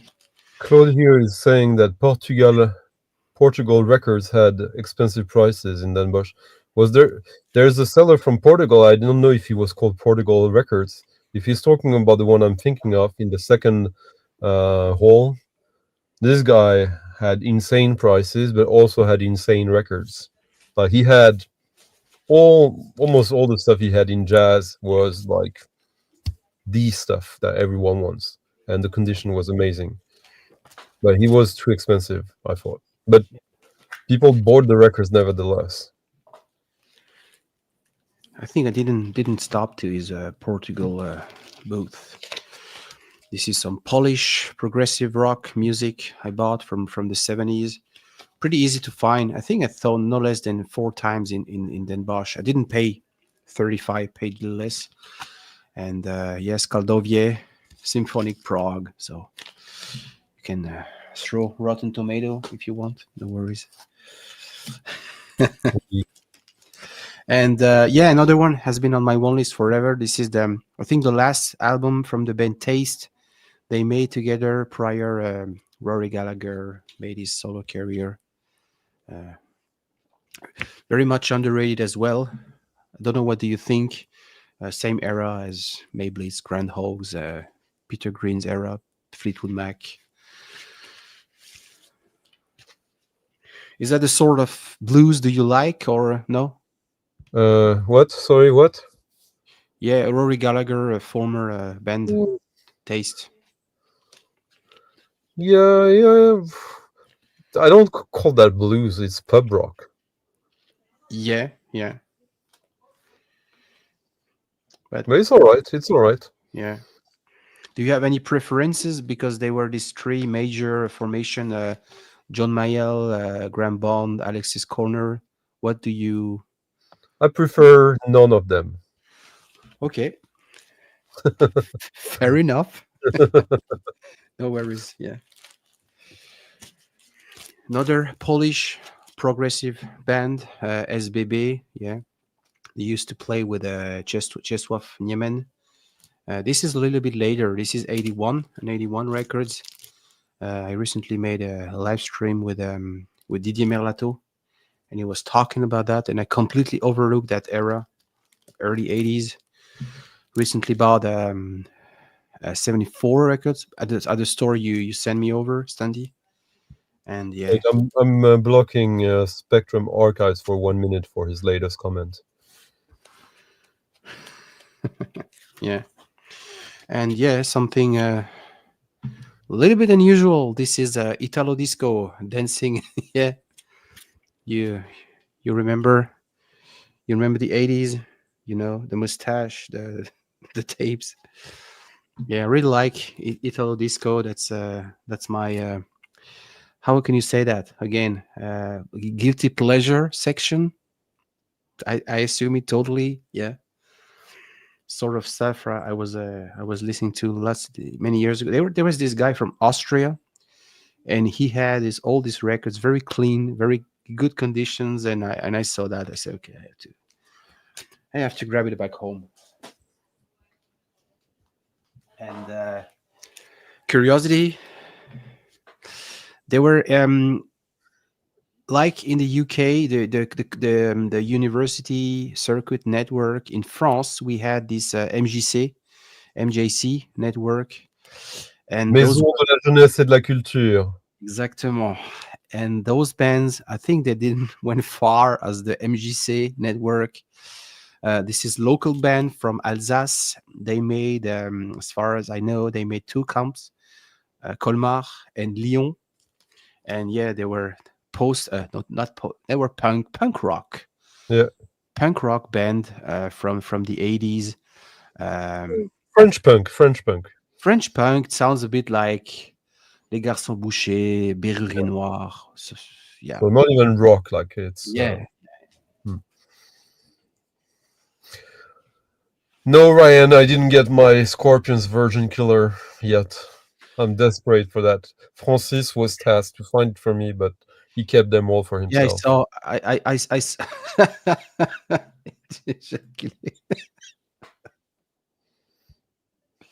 Okay, yeah, I saw that cover. Yeah, that iconic cover of Virgin Killer.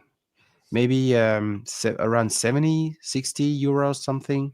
Yeah, Yeah. yeah, Just for the record, I think some people who are not British think that pub rock is derogative term. It's not.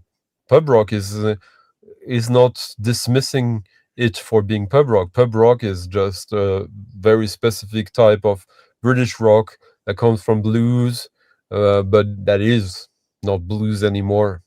What do you think, Romuald? yeah.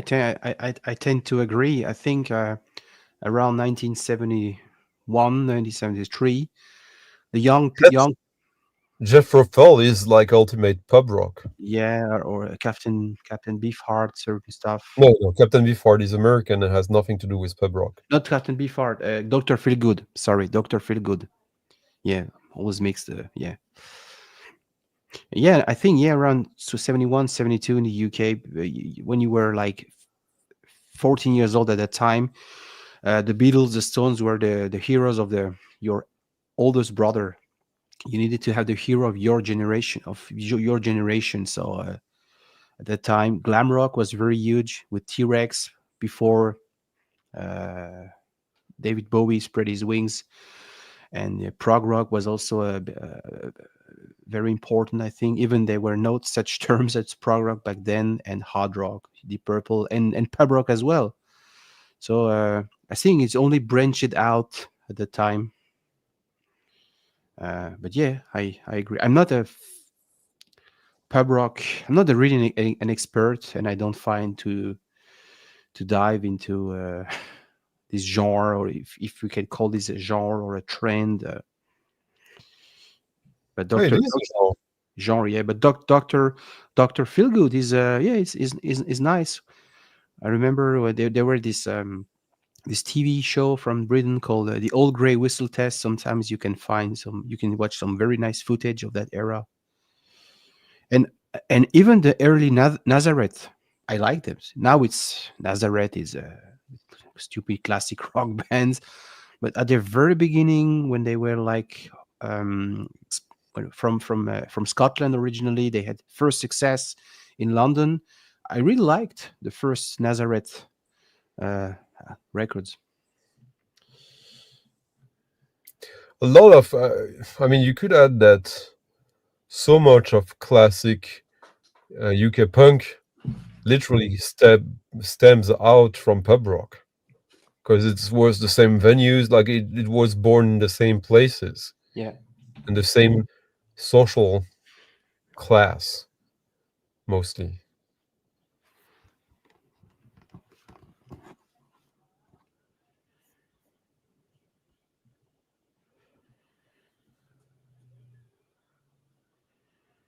What's happening? I know.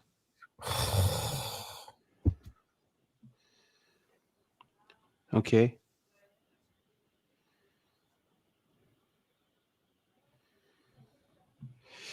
Uh, Baby makes. Not sure about that.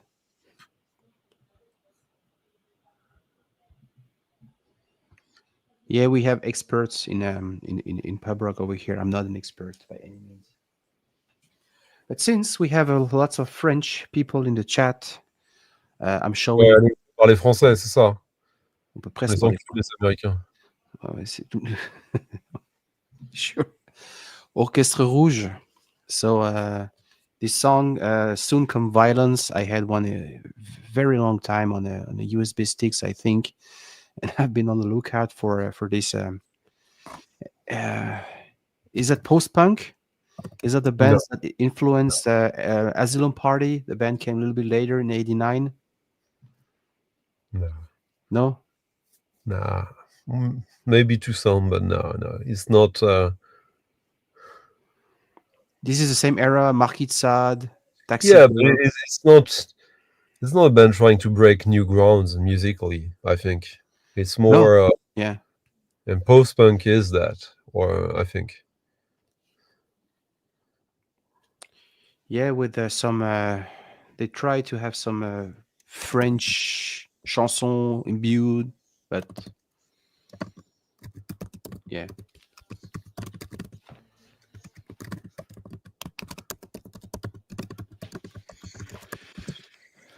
And another, yeah, another stuff a little bit weird. This is a Swiss German from the city of Bern, folk songs, Mani Mater. This is if you know Georges Brassens, for instance, highly influenced by Georges Brassens, and he sings in Swiss German. And the reason I know this artist is because this song has been covered on an album by Stefan Eicher. Stefan Eicher was he has a mainstream success in '91 with his Engelberg album, and he covered his song with a little bit more energetic with some jazz manouche effect, and all the Swiss German they learned the kids at school they learned these songs because it's it's in a way like Brassens is a lot of how do we say jeu de mots. He plays with around with the words, and it's in Swiss German. So if you speak German or Swiss German, I mean, Richard here he says like modern pub rock might be Frank Turner, shouty, sing-along, spear flying, crowd surfing. Where would Sleaford mods be oh, interesting. apart from being assholes to Mick Harris? But Yeah, Sleaford UK, um, Sleaford mods, Sleaford UK. That's the VC member, yeah, the VC member who Sleaford mods. To me, Sleaford mods uh, is not rap, is not rock, is a working class, maybe a modern expression. it's like white grime in Yeah, a way. No, no, we know they're not pub rock, Rob Walker, but like, what are they? Because there is a sort of like appeal to a working class that is white, that is not just the young upcoming people. It's well, I don't know. Yeah, white dirty grime. Yeah, like we agree. Like that's the fun part, like explaining grime to someone who's not from the UK. I think grime is probably the most UK type style of music since UK hardcore,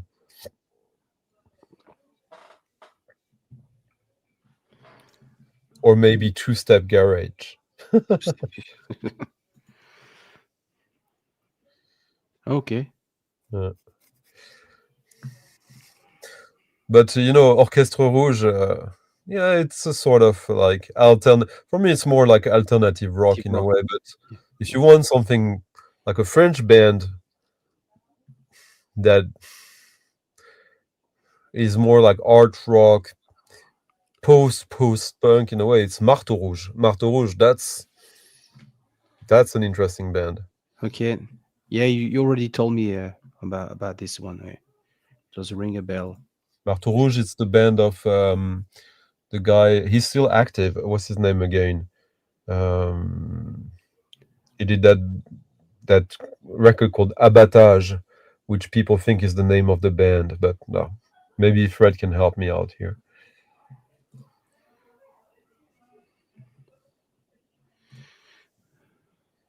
Grauzone, Eisbach. It's funny. Today I was digging records in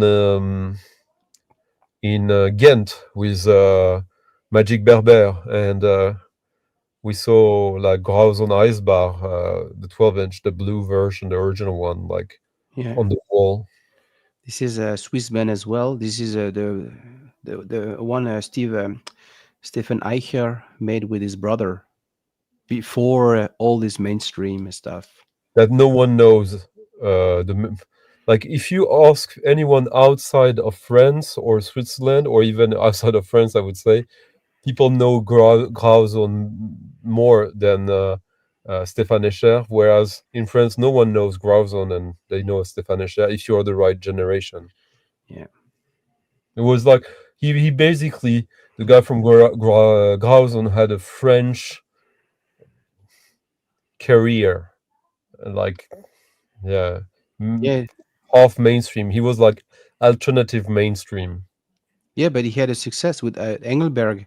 Engelberg, that's the very first album I was offered when I was 7 years old. I had a cassette, and I remember every song on that one. And yeah, I still like some of the jazz manouche or yeah, but yeah, it's didn't manage to have a long career. Okay, so Big Star 1000 is soon gonna tell us that he likes Patrick Bruel. That he's so close. He's so close. Yeah, I hear is no. I didn't say I hear is Brassens. No, I said that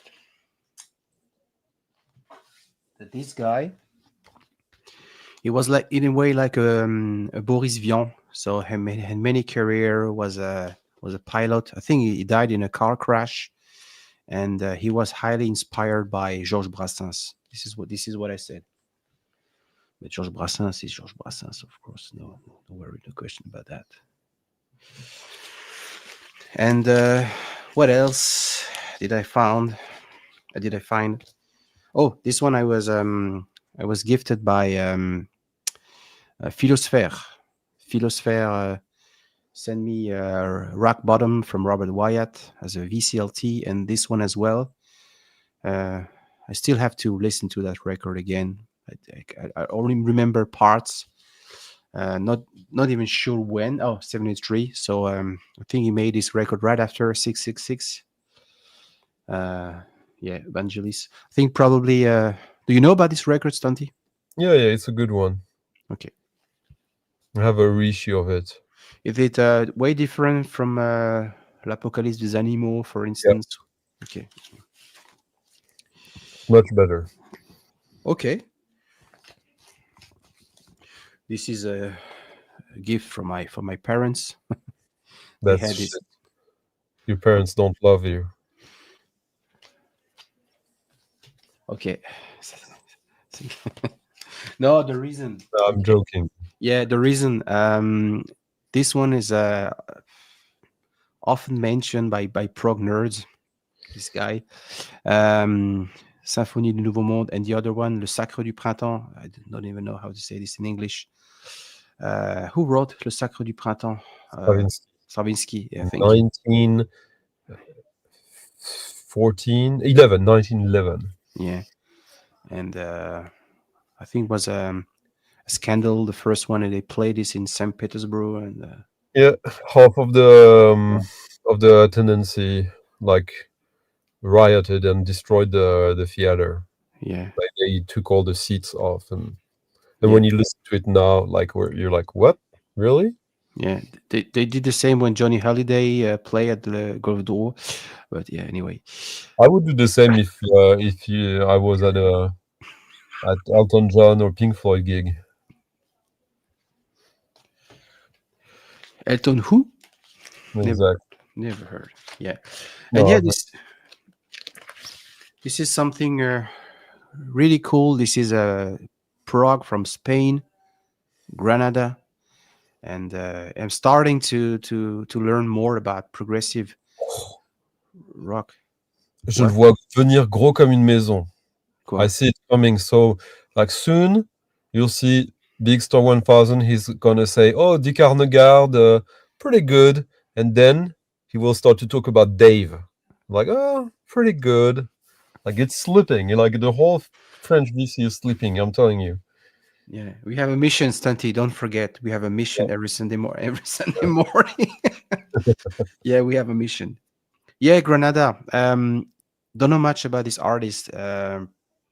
Really like the fact that because of the dictatorship, Spanish contribution came to progressive music, progressive rock came a little bit later, but they had this what we call the rock andalou, brought by Triana from Sevilla. You know, this they put elements from flamenco mixed together with a classical element from progressive rock. So Alameda, Triana, and this one I'm pretty sure is the same. So I still need to listen to this record I bought. It was a guy from Spain, really nice guy. Not a lot of vendors from Spain in Den Bosch. This Ça is a doit- this is a VCLT from Francis. Merci Francis. This is ça from veut un you. link. I don't know, really don't know much about this. He said it's something Prague, like Prague progressive pop 80s. Don't know really this one. As I say, I still have to put it on the turntable. And yeah, another SBB from 74. This one, yeah, 74. Really like what SBB stands for: search, build, search, break up, and build something. Yeah. And yes, some French Prague Catharsis. This one pretty much easy to find. I saw maybe 4 or 5 copies of this very first very records in Den Bosch. Still have to listen as well. This is on Sarava. Released on Quite Sarava. odd for this to be on Sarava, but 71, yeah. And another French band, Progressive Présence. So yeah, this was the first the stuff I was on I've been on the lookout for. You know, Hamson, for instance, Catharsis. By the way, I had a German pressing of Hamson Catharsis in my fair hands, but it was a little bit too expensive, so just gave up. show me that cover again. This one, Yeah, I will. Yeah, almost like Rob Walker could have been part of that band. sure, you really. Yeah, it's all about the hair in this, huh? Yeah, and you know another ripoff, Led Zeppelin ripoff. Yeah. Mm-hmm. Yeah. Oh, sorry about that. Didn't see you. Déjà, t'as pas entendu quand je te ai dit il veut un link, donc j'ai dû aller le chercher moi-même. Ouais. Pouilleux, va. Well, Yeah. welcome to the show, Fred. Sorry. Salut, Yeah. Well, I salut can't- Dave Lover #1. Yeah, that's right. That's me. I'll get my Dave records in a minute for you. Do you think that anyone knows who Dave is outside of France? No, because he only had a career in France. And he's not even French, he's Dutch. He's Dutch, but he like that's all, you know. The only thing by Dave I know is that stupid song Vanina. That's all. That's. Is there anything else? Du côté de chez Swan. Ah yes, that's Voilà. right. Fucking awful. I know my fucking French classics, as you can see. I know. Yeah. I know. Yeah. C'est vrai que là, on peut faire la pochette. Il nous en manque que un et on fait ta pochette de ton disque présence, là. À nous trois, plus un. Okay, who has got hair and who wants to join? So we recreate that cover of that presence. Yeah. Okay, that's the mission. We need a fourth VC member with with some hairs, and Rob Walker, come on. yeah. Yeah. No, I thought I'd come to your thing because I can't do the French stream anymore at the moment. So I would just. We have to wait for March right now, right? Yeah, well, it's too late for me. I just can't do it. Yeah, I can't start a stream at 11 o'clock. One of our good French. Il a des cheveux, non? One of our good French VC friends invited me to do a live stream at 4 o'clock French time, which is like 2 o'clock in the morning here. Pinapus premier. I don't think he understands about time difference and time zones. He just thought, oh, it must be 4 o'clock in Australia as well. You know, it's never mind. Anyway, it's nice just to. I didn't arrive earlier because you talk about Den Bosch, and I have nothing to say because I wasn't there. So I was just watching. But now you're talking about Dave, so I mean, you know, I have to be. Yeah, that's a good reason. You know, Dave, Stéphane Echer. But I was going to say, you know, for me, when I hear Déjeuner en paix, you know, it reminds me of the 90s. That's more nostalgic than anything else. Déjeuner en paix. Yeah. I don't mind the song, you know, it's kind of catchy, you know, it's all right. Pas d'amis Yeah, comme toi. but, come on. There's worse songs. But it's What? not miles away from Patrick Bruel. No, but in a way, it's not, but it is at the same time because it's Same time of topics. Faire caca en paix. He listens to Tino Rossi. What does it? He's you know, it's just like Caca la voix. Ah, super. yeah. Oh my god. You know, people still ask about Den Bosch. We talk. Hi, David. Welcome to the show. Don't hesitate to pop by because will be interesting to have your point of view as you will be traveling to Den Bosch next April with Rob. You can find cheap stuff. This guy. As I showed. Yeah. What time? He's asking me about the time in Australia. It's there above me. If you can see him, it is 9 o'clock in the morning. So Sunday morning, 9 a.m. Yeah. Yeah, it is. Yeah, Sunday morning. Yeah. Okay. It's a welcome break because I have to mark exams this weekend. You know, and I've got piles and piles of exams, so it's nice to talk shit and. What's funny is talking about in English about all this French stuff that no one has heard about outside of France. That's kind of good surreal. Yeah. No, but there are references, reference points if you grew up in France and stuff. Benny B. Mais vous êtes fou? Oh oui. Oui. Oh putain. Benny B for the non-French speaking audience was our version of Vanilla Ice, basically. Oh yeah, exactly. It was like the Fat Boys and Vanilla Ice at the same It was Vanilla Ice, but the French version. I think they were from Belgium. Yeah. But they had this novelty hip hop thing. There were two white guys, I think. No, but the guy was born in Belgium, but he came from, or his parents at least came from Morocco. Yeah. And he ended up working at the Brussels airport security check. Bazané. Francis is in Thailand. I'll be there in about a month's time in Thailand. 5/14, yeah.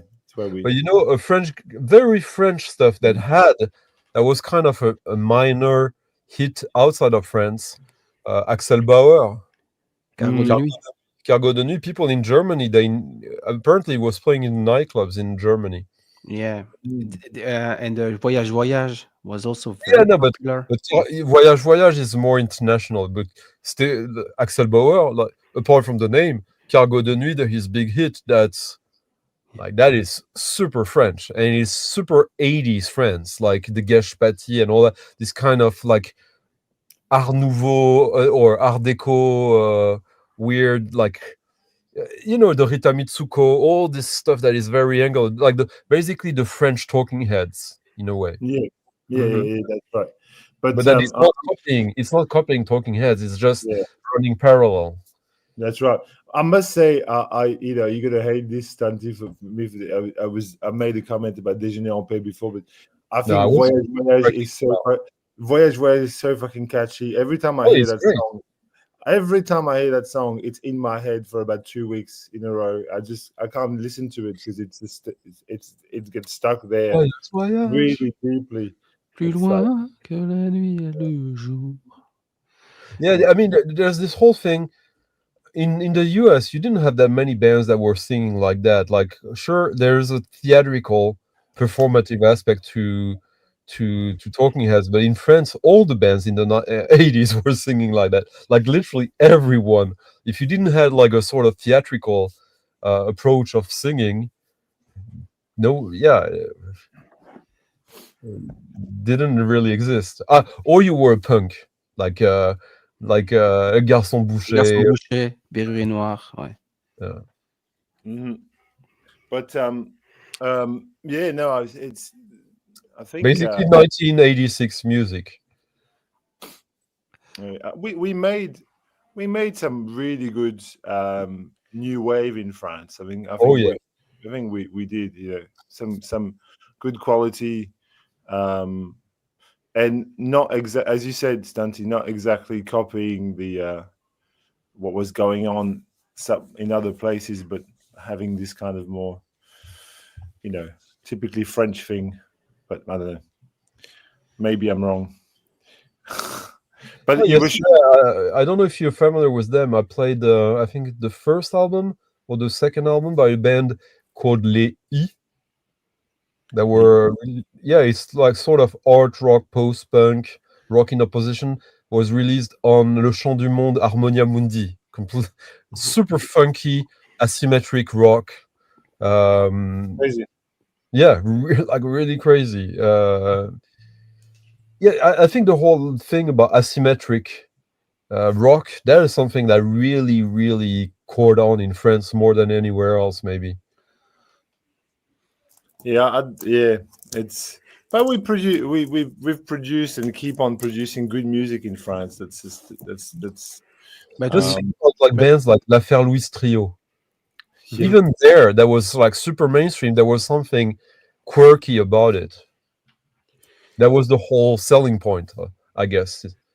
yeah, but we were running late when you compare to Germany. Germany from the late '60s, they made their path beyond the influence from America, UK. We still were like copying, trying to mimic. Probably it took us more a decade to s'affranchir to. I disagree. I Okay, totally disagree. I okay. think in France you had two things running in parallel. You had Les Yéyés, sure, but Uh-huh.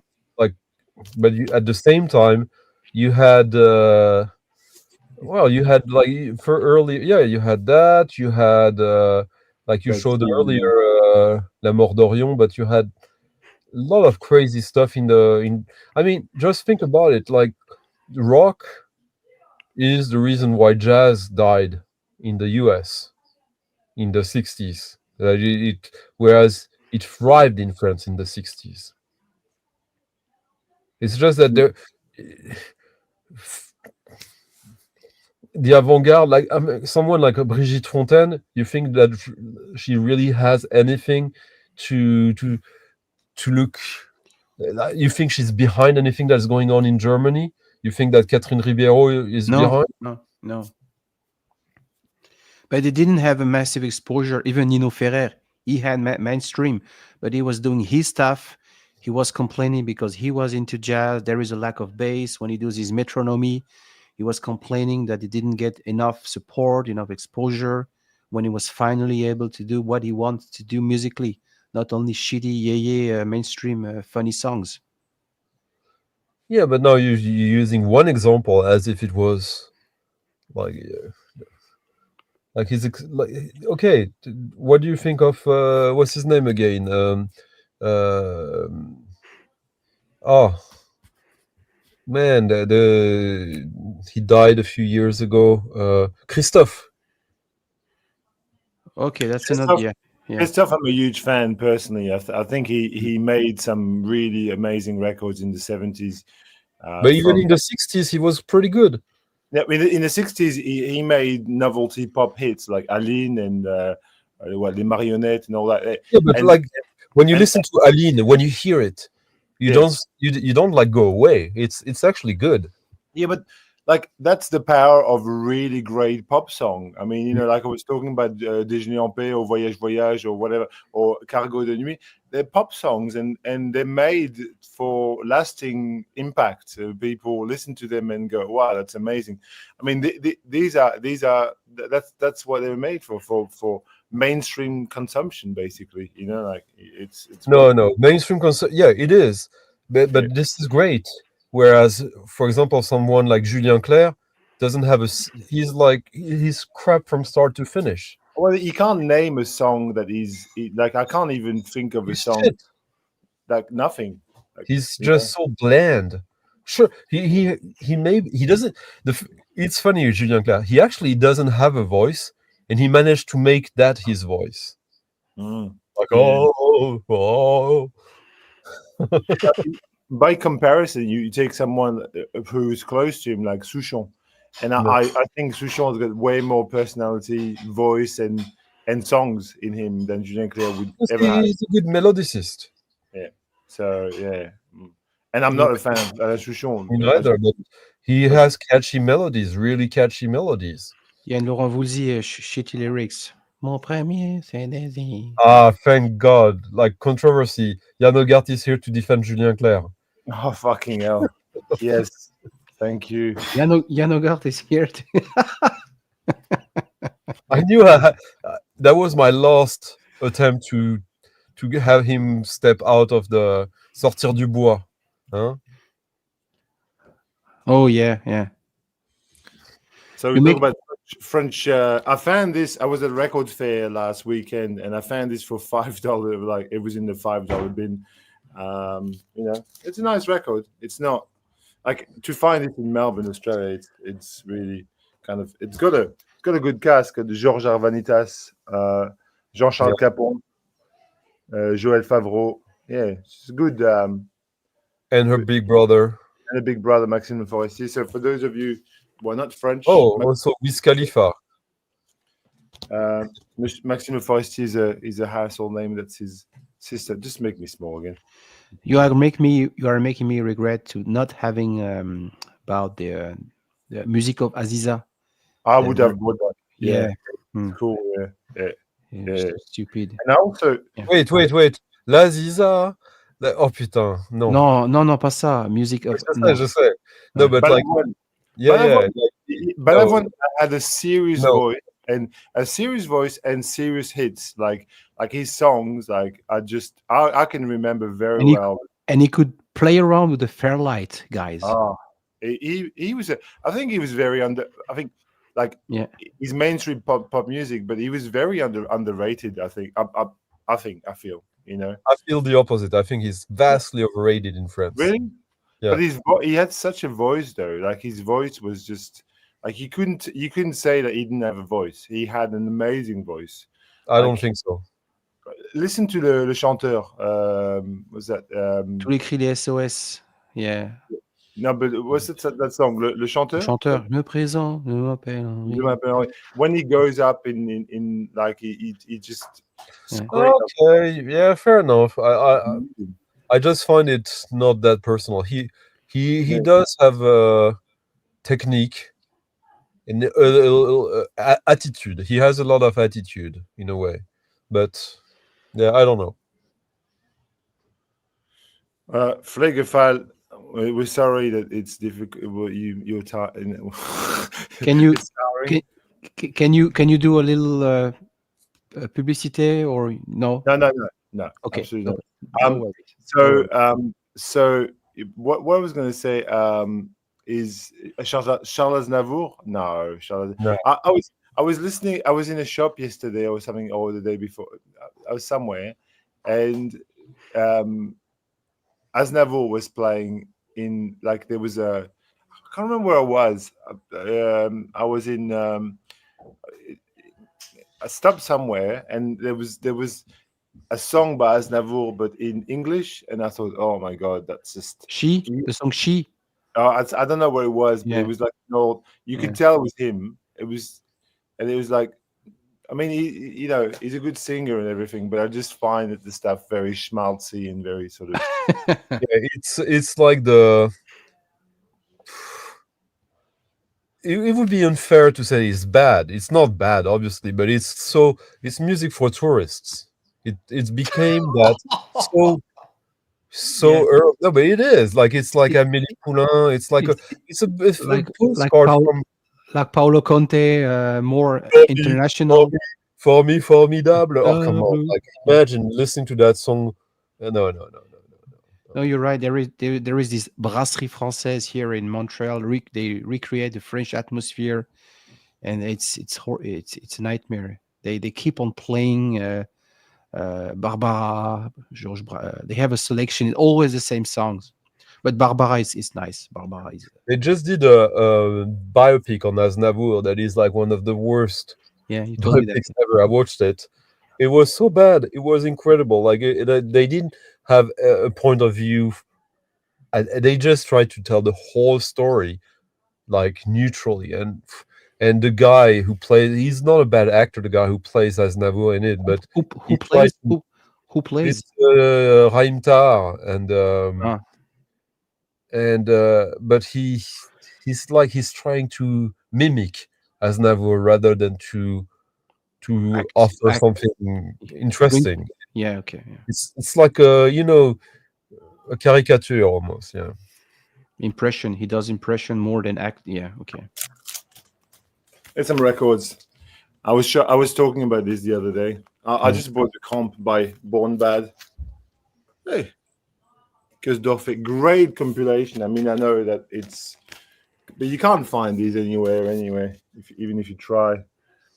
But it's just flows really well. It's very atmospheric and very Rictus. super comp. Really, really, really, really great. Like you can play like they've just done a great job. And the person who was researched this is they've just done, that's one of the best comps I've heard in a long time. Yeah. How much did you pay, if I may ask?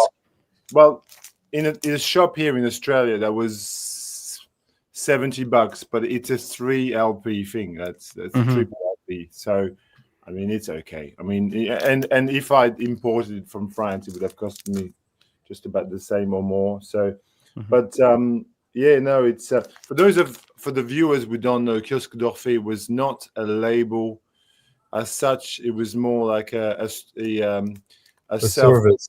As like a DIY kind of. If you wanted to press some records, they would do like 50 to 300 copies of any record. You just have to pay the money, and they just would press your records. And so that sort of gave birth to lots of service. Like they put a label name, but it's not a label. There's no artistic direction. That's right, and that sort of gave birth to a lot of rarities. Like some of the records that are listed on there are just.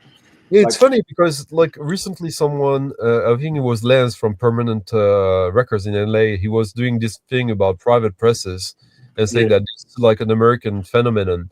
And I was telling him, no, there's tons of private press in Europe, but like this is a case of like a label. Oh, I have that yellow one. The thing. But I was going to say this record here I've known about for about 15 years. Capucine. It's like it is very much like the Baroque Jazz Trio.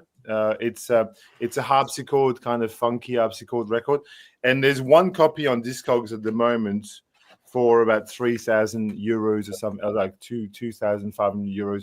So that tells you how rare some of these are. They're just you would never find. That's why I'm happy to get a compilation like this, because you get a nice historical, and I think My it's rarest, or yeah. my most expensive record is on the Kiosque d'Orphée. What Like is it? 5,000. It's that Bernard Parmigiani 7-inch Oh, okay. Oh, yeah. Yeah. Mm. with jazz musicians. It's like a 5,000 euro record. Yeah, I found the Madea here in the Madea record, which I showed a while Mm. back, which is a Kiosque d'Orphée thing, but you would never see these here in Australia anyway. I mean, it's very, very unlikely that you would find them, but yeah, that's. But yeah. So you've got how much would it go for, that record that you've got, Stunty? What's that? What's that? Well, I had 2 copies of it at one point. Yeah.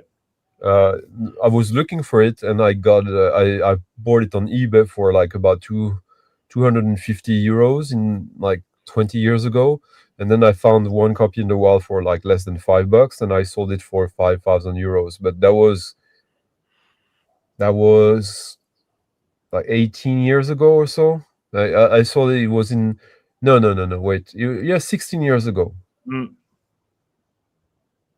That's So the one. That's the one they gave away at the wedding or at the party reception. no, it was basically the soundtrack for a movie that Mhm. was only showed, I think, one time in.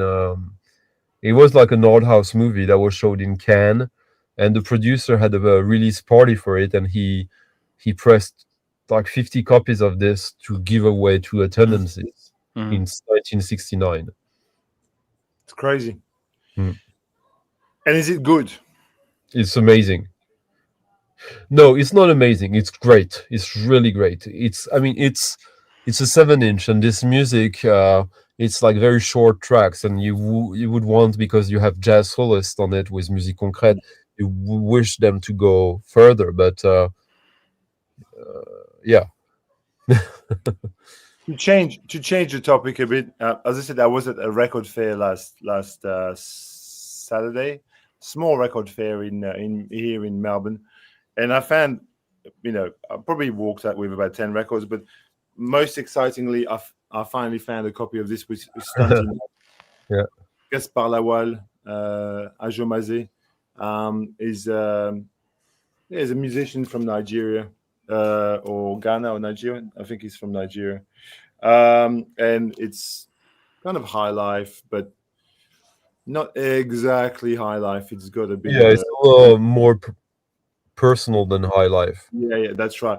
And it's a beautiful record, and it was not cheap, I will say, but I'm very, very excited to have grabbed This this. is a record I bought it blind, like because I found it cheap, and it was a distributor. I was buying something from him, and I looked at what he had else. Like it was dead stock from a distributor, and he was a distributor, and so I took one of each that I didn't know of. Yeah, It's funny. It says special thanks to Vangelis. yeah. You talked about Vangelis before. Yeah. Yeah. So it was mixed in England, obviously, and but no, Because that's I think he used to tour in bands before he went back to Africa to do his own band. But he was like a good touring musician and a studio musician. it's a great cosmic high life, folky. I don't know what it's like when you put the first 2 tracks on this thing are just spacey, cosmic kind of African music. It just really, and the effects that he uses on some, like I played it quite a bit this week. Some of the effects he uses on that are just unique. Like you don't hear those kinds of sound effects on African records very often. Here's another record I bought last week. Bin Walker, music for 4 guitars. It was really cheap, actually. that's quite experimental, really. I mean, it's more like in the Glenn Branca kind of sort of. Yeah, It's not as repetitive as Glenn Branca at all. it's not. But I'm just saying, for giving a point of reference for people who don't know, I feel it's kind of, yeah, it's experimental guitar. Yeah, I think It's quite catchy at points, I think. in points it's quite catchy. And then speaking of guitar, I grabbed this kind of blind, but I'm really enjoying this record. It's an American primitive record from Oh, it's Jan Switzerland. Nogart. It's a picture From of Jan Switzerland. Nogart. The guy's from I think he's from Zurich, or he's called Son of Buzzy, and the hand of the giant, of the female giant, of the giantess. The record is beautiful. It's just him playing basically slide guitar, but really beautiful, kind of primitive. That sounds interesting. Yeah, But can we go back to talking shit about French bands? Like Claude just reminded me of Téléphone. Let's. I want to talk shit about Téléphone. I'm just showing you some beautiful records. Be my guest. You fucking ruining it. And then what? Since I'm here, I'm just talking about some records because I'm not planning on making much in the way of videos. This came from the same stall from the actually I bought the American Primitive and the Bill Orcutt and this one together. It's from the same label. It's a label I've talked about before. They call Ramble Records. They're a Melbourne label, really, really great at finding some interesting things. So this is a free jazz trio from Canada, which I don't know if it ever got issued. I think it's just an archival reissue, basically. The first side is really free, and the second side is really smooth, but not smooth, but like it's really kind of more peaceful, and it's a nice little record. It was cheap as well. Here's something for Stunty that I've been playing that he'd enjoy. It's a beautiful record on Okora, the French label, the French ethnographic label. Gambi, yeah. So that's a beautiful sort of Cora record. Cora on Okora. So yeah, but these records are so beautiful. They've got these booklets and these notes, and I mean that's total record porn, people. For those of you who just listen to the Beatles and Led Zeppelin, and you think that music stops there, no, it doesn't. Sorry, it sounds a bit snobbish, but you know that's me. If you don't like it, switch me off. Yeah. Sorry. Robert Caca. Why are they talking about telephone and shit? We don't need to. I mean, No. Nicole Croisy. Why are we talking about Nicole Croisy? Because why not? Mm. That's what the Scud de Dupif is for, and you're here now. So we're giving you a taste of the Scud de Dupif a little bit. Did you see that last week? We talked about who did we talk about? Michel Sardou. Michel Sardou. Yeah, who according to Pinup is a Nazi or something. Yeah. Oh, c'est quand même un petit peu chaud, hein, le temps des colonies, quand même. Qu'est-ce que vous en pensez? He's you know, Michel Sardou, Michel the Sardou. Third Reich. Here's a nice little record that I got last week as well, which was it was just really cheap. It was like in a $5 bin. It's not great or anything. It's the solo record by Blaine Renninger from Tuxedo Moon. It's okay. It's not, you know, I don't know that I keep this forever and ever, but it's a nice little synth oddity by people know Tuxedo Moon. Yeah. There you go. It's nice to talk. It's got moments on it which are kind of cool, but you know that's the kind of thing that you like to go to a record fair and find these things for super cheap and just take a chance on them.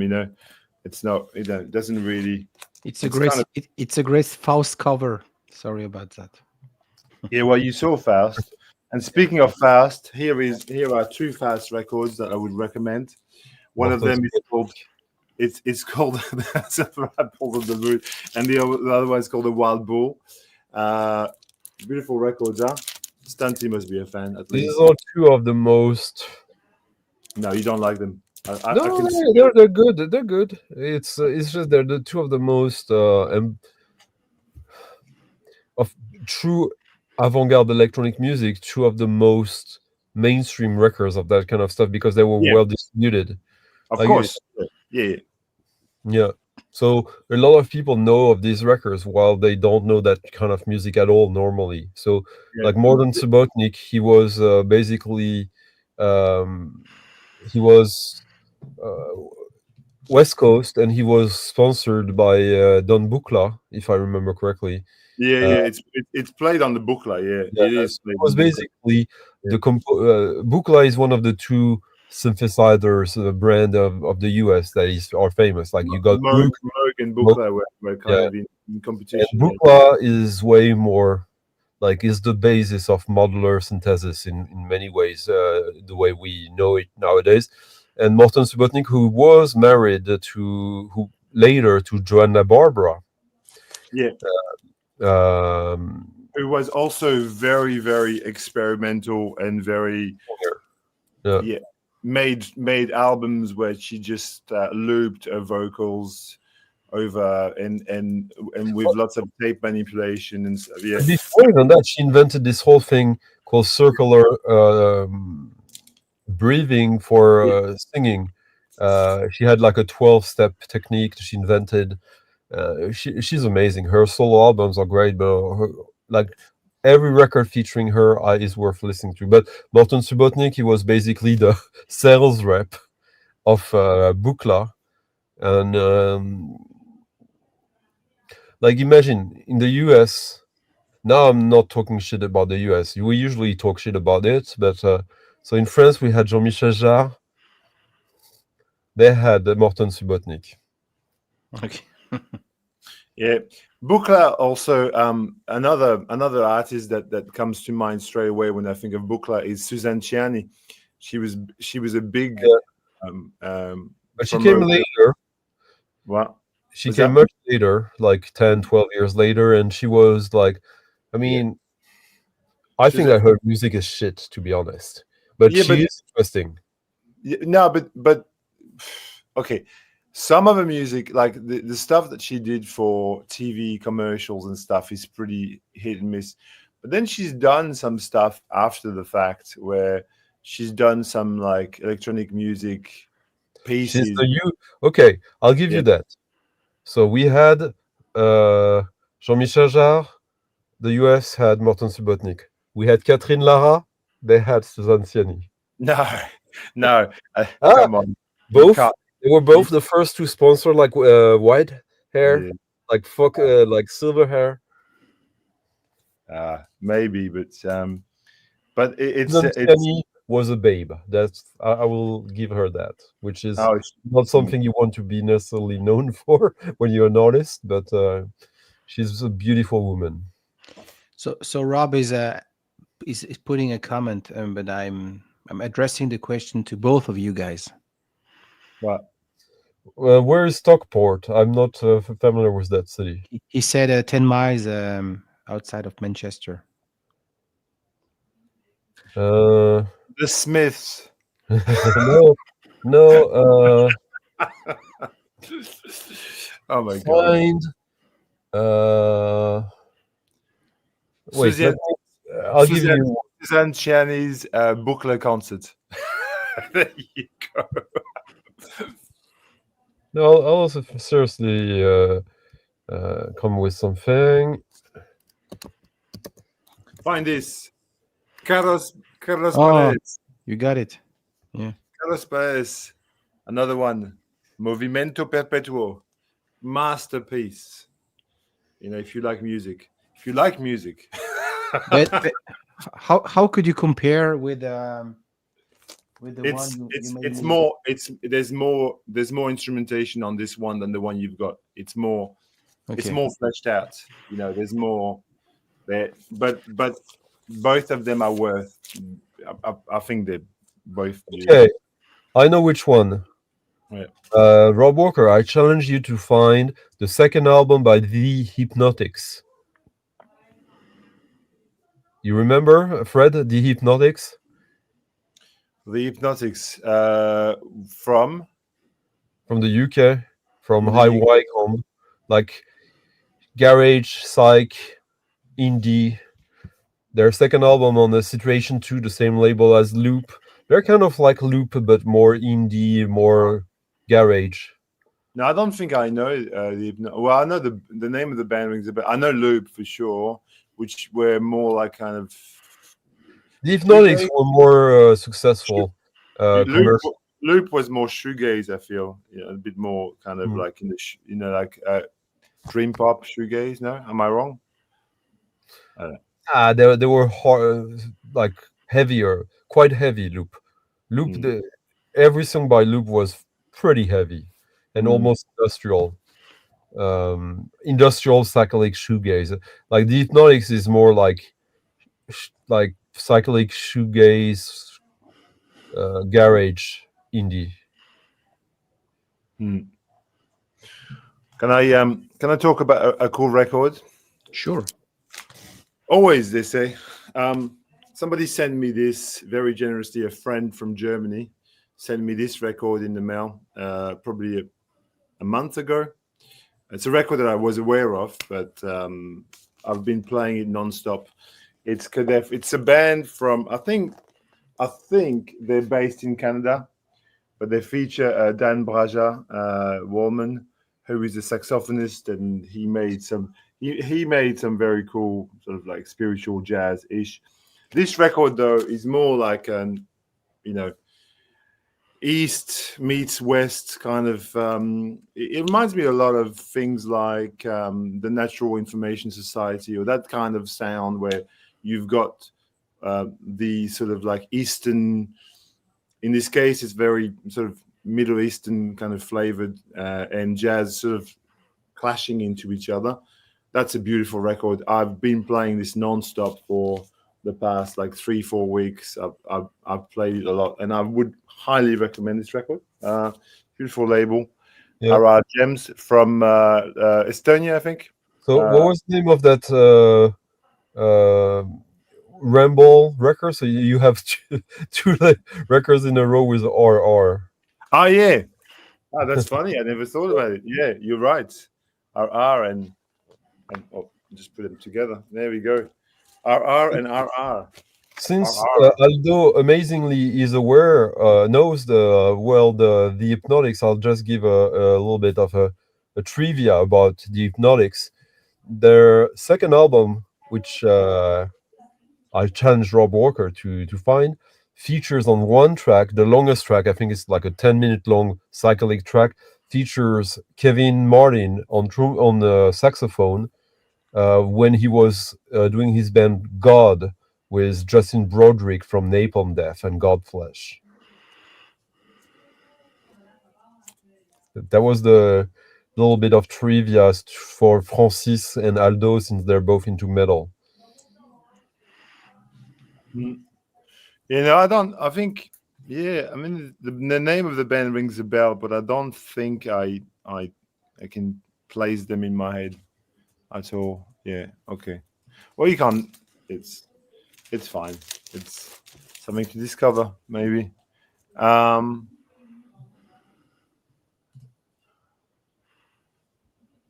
Yeah, and yeah, some.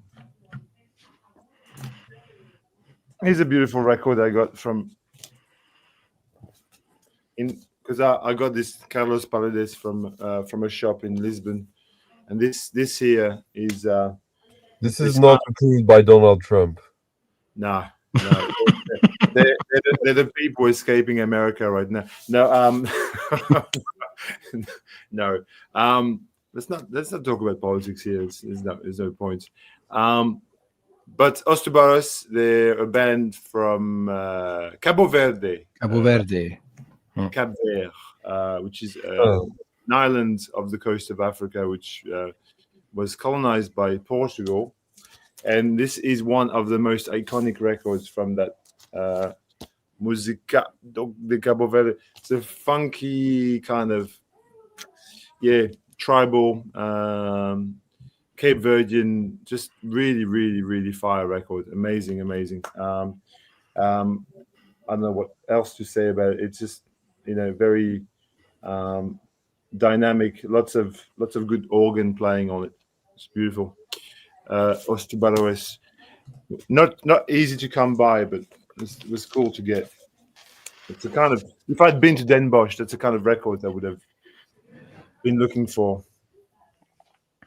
What are your thoughts? Because we talk a lot about Den Bosch, and you watch lots of videos. What do you think? Is it As I said, something you're excited? You will be once in your lifetime, if you have a chance. yes. Well, as I said to you and to you both, actually, because we talk so often privately, but I was really excited for you guys. I mean, especially for you, Romu, because Stunty, he's been lots of times, so he knows. But for you, it's like, kid in the candy shop. Like you arrive there and there's all this stuff, and you meet all these people, and you hang out with all these VC, faces.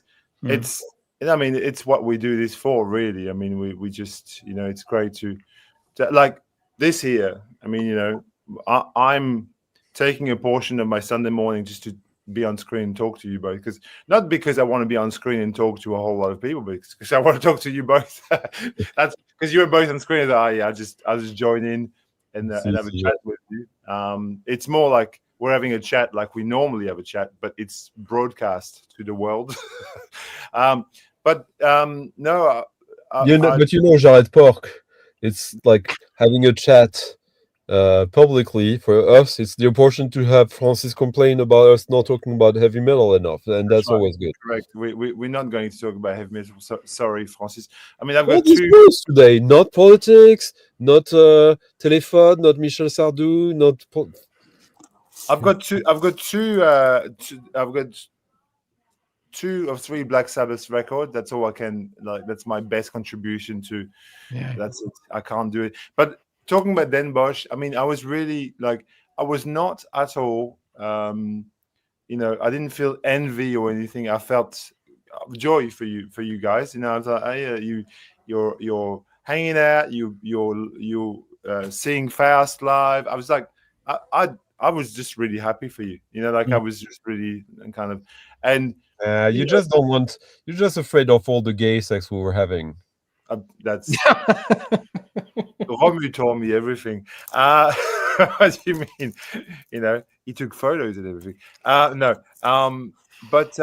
no, it was great to see your adventures. I want to thank Claude here, who's in the chat. I mean, he's the iconic Mr. Rizzo Vigno, for filming a lot of the play, so we can see it. And I watched all of his videos, and it was good to be kind of part of it in a sort of remote way. But look, I've got plenty of records. I don't need more records. I just buy them because sometimes I feel like them, but I don't need to buy 50 more records.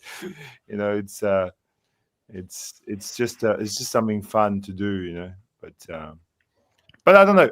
I now I do feel envy, says Sean. Oh, by the way, he's talking about the gay sex probably, but yeah, he's definitely talking about the but gay sex. Romuald, did you see that on our latest video, Jan Ogart was highlighting the fact that there's more than one track of Michel Sardou that we should check out. He has one track about the beatniks as well, apparently, that should satisfy all our needs. Really? Yeah, because we were just highlighting the one track, the alternative track of Michel Sardou, and he said no, there's more layers to the greatness of Michel Sardou.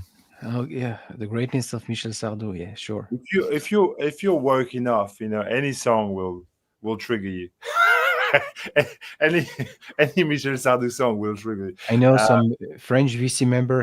They have regularly they have sex on Les Lacs du Connemara because oh the yeah. rhythm is so. But I won't. Oh my god. He vomited in his mouth. I will tell you Oh, privately.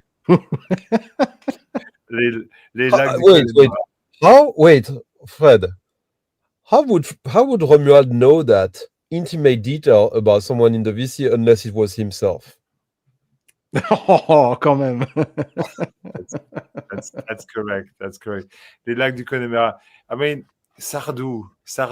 I mean, this is and for me, because we're all from France, and we've gone through the same kind of um, Nightmare. nightmares. I'd say, yeah. That Vietnam. It's our but Vietnam.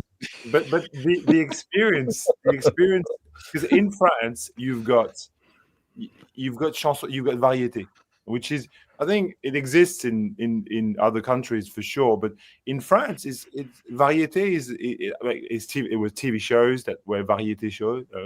You had the same 5 or 6 singers that were always invited, and Michel Sardou was one of them, and so there's a whole subculture They that were exists. all they were all named Michel. Michel Sardou, Michel Delpech, Michel Berger, Michel No, no, Eddie Mitchell. Eddie Eddie Mitchell. Mitchell, Eddie Mitchell for sure. Mireille Mathieu. Who can forget Mireille Mathieu? She was everywhere, like in the 80s. It's Like, funny because you had, as you said, you had this rotating, uh, maybe 12 yeah, people, but they all had vastly different politics. When you think about it, that's kind of weird. Like from Eddie Mitchell to Michel Sardou through Sacha Distel, because Sacha Distel, he was part of that for the longest time as well. Yeah. but I want to take a comment from Claude here. He says chanson française, not variété. I disagree. Yeah, this is I variété. I can distinguish those two things. I think chanson française is kind of there's something noble about it for me. In any case, I think of I think we talked about Christophe before, or you can talk about Jara Mancé, or we can talk about Catherine Ribeiro, we can talk about people who actually, were artists. These people, like, But you Fred, know, it's Eddie, easier. Eddie Mitchell, Michel Sardou. These are not great artists. It's just like they just fed the masses with, Yeah, but like, it's like easier. utter shit, and we had to we had to sit there and listen to these songs. No, But Fred, sorry. there's and Claude. This is something I came up with myself. There's an actual technical difference between chanson française and variété. Yeah, Chanson fine. française is the equivalent of singer-songwriter. It's like they write a melody and they sing it. Yeah, Variété is the music of the arranger. The Mm. singer is not the author, and the melody that is sung and the music that is with it are two separate things. You have literally, if you would, for example, if you would play on the guitar a song from Georges Brassens, you would play the melody that he's singing Mhm. from start to end, and it would be a complete song. If you play um, uh, Sylvie Vartan song on the guitar, there would be parts where you have empty space, Vacuum, yeah. vacuum, Vacuum, yeah. because it's variété, so it's an arranger work. It's the work of an arranger, so it's it doesn't work the way a normal song works, which might be something that is interesting actually. And some people transcended it, like Serge Gainsbourg transcended it. Serge Gainsbourg is not chanson française; it is variété, but it is very good variété. Do you disagree, Jarret of Pork? Oh no, I don't. No, it could be a definition. I'm I'm reading Un Cinglé Sublime, his comment, which Eugène Eugene likes to make a noise. We like you, Eugene. We know Sure. you're a bit- you should appear on screen one day Yeah. and talk to us. 20 minutes that nobody is posted. Yeah, okay. No, I'm Well, not Yeah, not and sure. I Not think sure. we literally were pretty open with the fact that we would have that chat privately or publicly. It's just yeah. I mean, it's okay. You can be outraged about that. We no, don't but care. like sans Eugène, seriously, I find it funny to talk, and I find it realistic in a cool, for me, a funny way, entertaining way to talk about all these things that no one knows or cares about outside of France, and we don't even care about these. Like we Yeah. hate most of No, this. now we discuss it because it's part of the I've landscape.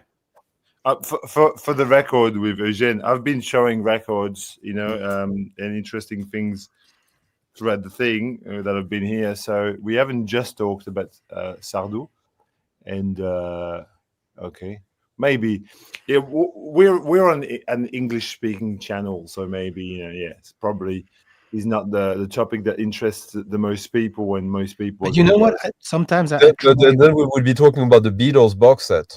Yeah, No, no, exactly. no, no, no, That's no, what we no. were. Fucking Beatles box set. Sorry, I've said it. We don't forget the fact that we were born in France, and sometimes I like to do some with my humble little knowledge of nothing. I like to do some videos about French stuffs that I like, hoping We're that talking about John people, Fahey instead, Eugene. yeah, Fuck off. yeah, yeah, hoping that the people from the international vinyl community will maybe discover. s- I think a couple of months ago, I made a video. I talk about Moncey, Paul Naref, Uh, all Mm. the stuff, and yeah, there were some nice comment. People say, "Hey, okay, I will check it out." So it's also our role, or our not role, our maybe not mission, but and Claude here, he balays my theory with a reverse demand, but that doesn't work like that, Claude. You balays it with your own theory. Your reverse demand means nothing. It's just like saying that you were. It's basically saying you've been collecting records since 1986. Stunty talking English like Louis Funès. I love it. Oh, with the here reverse, with the we have a reverse. competing friend, Fred, upcoming. What? Let's. I put the link for the competing Fred.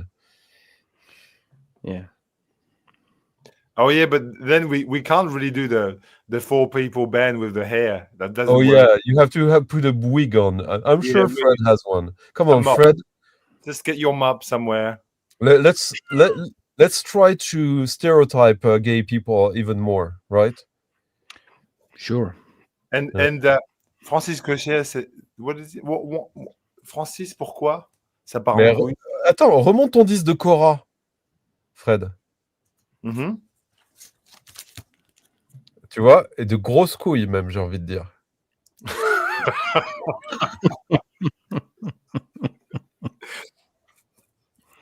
Des grosses couilles avec une bite très. Enfin, Ouais, un petit peu plus slim, quoi. Proéminente, proéminente. Ouais. ok. Phallus T'as vu, Dei, ça c'est de l'impro, hein. Ça c'est. Phallus Ça, c'est Dei, comme on jazz. dit dans les milieux autorisés. Mm. Ouais. But no, it's no, we can't always talk about like mainstream. Well, quote unquote mainstream topics of like French music exists. We talk about it. Who's going to talk about French music if we don't? Like Yeah, nobody. that's the point. If we But don't, I mean, on the yeah. French VC, yes, we can talk about French music because it's. But like on the in my videos, International, I show French music. yeah.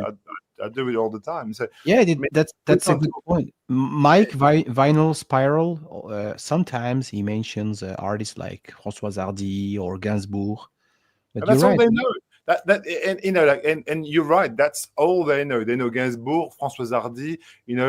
Some of them might know Jacques Dutronc, whatever. But that's Mhm. all because that's what's gone through, and that's what the Yeah, exposure. But that's the tip of it's the tip of the iceberg. You talk about yeah, Jean. Nobody knows Gérard Manset outside of France. Like, you know, like, and yet he's a genius. Like, no one outside of France knows anyone called Gérard.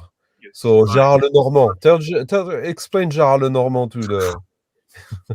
So now we have we've got like, now we've got a monk with us. You know, this is we have Stefan O'Malley from Sun right now with us. So we know he has long hair. We can't see it because of his hood, but he has long hair under that. So you're part of the band. No, you have hair, Fred. Yeah, I do. But not. Hi and welcome. Hey, how are you? It's been a while. Yeah. Did you enjoy our deconstruction of French music? Yes, but I dare you, Stunty. You said that was it Julien Clerc that was French music for tourists? I want a compilation, music for tourists. No. It was Charles Aznavour. Charles Aznavour, who's not French, by the way. Huh? He's from Armenia. Armenia. Yeah, but he's French. I mean, you know, come on, you know, it's he's from Armenia. Armenia. I'm eating something that goes with your wall, Stunty. It's pudding. So I'm eating yellow pudding. That's assorti with your wall. Okay. Yeah. That segment was brought to you by the deep state. The dairy products of Belgium. Yeah. Yes. Yes. Brought to you by Dulux.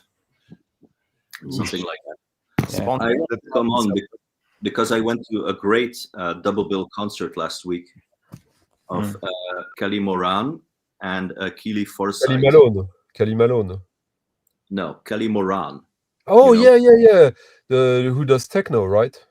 No, Stunty. She does solo. It was a solo piano concert, and this is her album from a couple of years ago. Where's her name? How do you spell her name? Kelly Moran. Okay, yeah, okay. She played with One O Tricks Point Never on one of his tours apparently, and she does a solo piano concerts, and it was actually really good. But this is her previous album. I prefer this one over her last one. But the real highlight of the evening was Keely Forsyth. I don't know if you know her. I just got the album in yesterday. This is her, Keely Forsyth. Mm-hmm. And she's from England, and she's also an actress. Apparently, she played in Poor Things with Emma Stone. She was in that film. But this was a brilliant concert. It was like a mix between Anoni and kind of electronic music like Fever Ray, but not really dancey stuff, but very, very dark. And she has a very characteristic, very dark voice. So it was very gothic, very dark. Sometimes electronic. She was just accompanied by two musicians. It was a guy with a suitcase with, I think, like some kind of old school synthesizer thing in there, and acoustic piano, and that was it.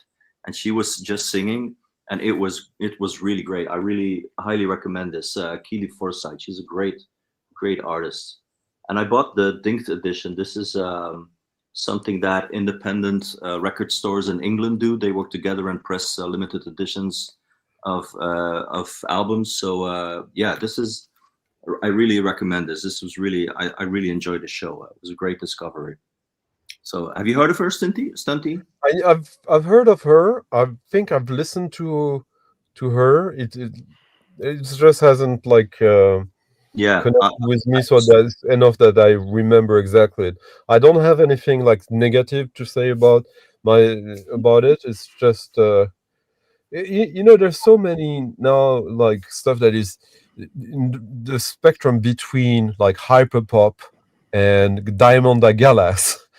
Yeah, but it's not really poppy. It's very, very dark and gothic. I said Fever Ray, but it's not really a good reference. No, but when you say that, the biggest name would be Zola Jesus. When you say gothic and dark, but like this is quite different, right? Yeah, but it was a very, very good show. I really enjoyed it, and so it was in a small venue. There were like only 40 people there or something. So it was good. I recommend this one. This is a good album. Where was it? When you say 40 people, where was it? in Hasselt, in the small town here nearby, where I take the train every day. It's like what 70,000 people village, so or town, so it's not very big. How was the festival that made you miss Den Bosch? Well, I actually didn't go to the festival as well because I had an exam for a promotion at work, so I really had to study, and there were some cancellations on the festival. And I thought, well, I think, you know, if I fail the exam, you know, I'm gonna you know, go to a festival that maybe there were some cancellations and stuff like that. So I didn't go, and I didn't pass the exam as well. So double failure for that weekend. Okay, Oh, but sorry about that. life goes on, you know. But you'll come to Den Bosch when Mazzy comes. Like you'll be fine. No. I come to Den Bosch when Rob Walker comes. Rob Walker is coming in April. In April with David Atkinson. Yeah, they will drive And together with a third guy. 6-inch pianist is also coming. Who is a really cool guy. He's into soul. I think you know him. A lot of soul and stuff like that. Yeah, I met him He's in got- London. He's a super he's got cool guy. crooked teeth like all British people. Sorry? He's got crooked teeth like all British people. Stunty, please. No, By the way, someone was, I think it was talking about Sylvester. There's a pretty interesting compilation coming out, like a 6 LP box set, promoting transgender culture.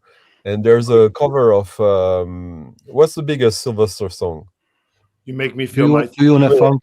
Do you You want a Make funk? Me Feel by favorite. Lyra Paramuk. You know, the transsexual singer that does Lyra Paramuk? Like she did an amazing album 3 years ago. Yeah, exactly, that one. Have you So- ordered it, Fred? No, not yet. But it's coming out in like April or so. There'll No, be enough no. It came out. I think it came out yesterday. Yeah. digitally, but the LP box is for next year, early next year. Yeah. And it's the Red Hot organization who did those compilations, Red Hot and Blue and Red Hot and Fela, Red Hot and Rio, and they always do good compilations. Yeah, but this one is really like wow. There's this track a very strange there's a track Pharoah Sanders with who? yeah, let me look it up. It's really great. Yeah, there are a lot What? of great Oh yeah, with Arthur Baker. I think Arthur Baker and Pharoah Sanders. Yeah, so it's really I'm gonna look it up. yeah, it's like it's bah oui, Francis, bien sûr, Bah non? oui, Francis. Bah oui.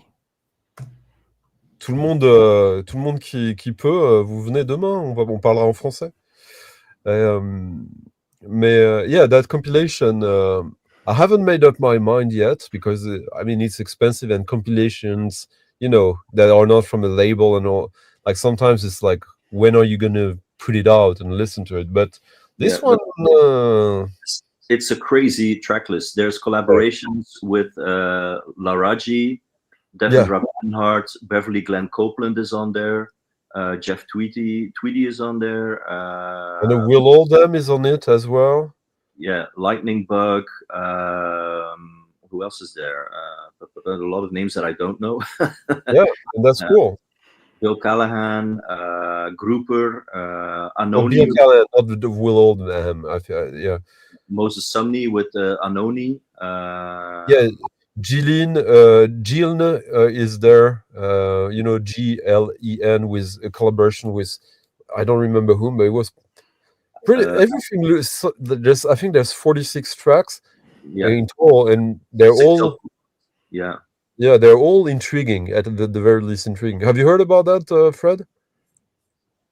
Me? Yeah. You go. Jared Sport, Harry Fred. The compilation that he's talking about, or yeah. No, well, not until right now. Okay. There's a song by Andre 3000. There's Juliana Borwick, which I like a lot. Arthur Baker with Pharoah Sanders. Lorraine is on there. So it's a compilation for trans awareness. Jaylin with More Mother. More Mother is who I like a lot. Perfume Genius. Well, More mother. I saw irreversible entanglements like earlier this. No, it was earlier this year live, and yeah, it was quite. It was. I felt like I'd been, hit by a fucking bus in the head. She was just like. I've had just the same feeling. I saw them a couple of years ago. Also, Irreversible Entanglements with more mother, and it was insane. It was one of the best shows I've ever seen. I think it was.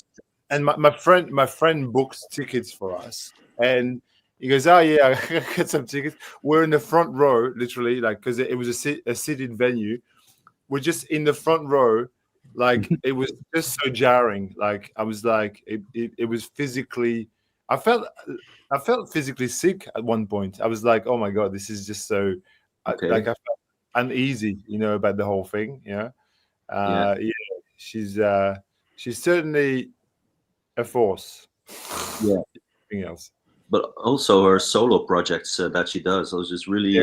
It can go from full-on free avant-garde jazz to electronic music to anything. She's incredible. Yeah. So it's kind of it's. I think that what, when I saw Irreversible Entanglement, they remind me of like what it would have been like to see the art ensemble of Chicago back at their peak, when you like. That's what I thought. I thought that's what it would have said, and they're also from Chicago, as it turns out. So I understand the comparison. Yeah. Yeah, it was just really kind of, in your face. Not felt like this in a concert for a long time. It's like you feel if you want to see a good jazz concert, Romeo, go to Irreversible Entanglements. If they're in town, go check. I'm gonna wait. Robert will leave after 2 minutes. He'll be there now. It's too much. But if I paid $100 for that, I will probably forcing myself either. This is the band. This is they're insane. Live, it's incredible. Yeah. It sounds like what the cover is like there. Exactly. Pretty much, yeah. Fire and chaos and all sorts of stuff. Yeah. In terms of concert, I was telling Stunty and Romu, but I went to see Tom York solo live in Melbourne. It was incredible. I mean, I know people think that Radiohead are overrated, whatever, but he played lots of Radiohead classics. That was really good. I was really, really tremendous to see him. Did he play Wonderwall? He did. He did play Wonderwall. Yeah. Sorry. No, seriously, he played some really sort of. C'est ta meilleure blague, ça, Romuald. Yeah. Was it the show where he kicked out the protesters? Yeah, it was the show. It was that show. Yeah. It was the very show where somebody, was in the audience and said, "Oh, you went and you played in Israel or whatnot." The protester who protested that he didn't protest. But yes, it's interesting because you pay for a ticket, like, because the guy who was shouting, the Palestinian supporter that was shouting there, was in one of the first front rows, which is the most expensive tickets, and you think, so you've bought a ticket, you've paid premium price just to go to that concert of a guy you love, obviously, just to shout at him. That you Fred, you're such a capitalist right winger. This is what it sounds like to me. I mean, effectively, if you don't like something, you boycott it, don't you? Like, isn't that one way of going? Oh, fuck you, I'm not paying money for you now. Because, do you know what I mean? Like, if you really like, for example, take something we know, like the VC, right? Typically, if there's a channel you really don't like, you're not going to watch.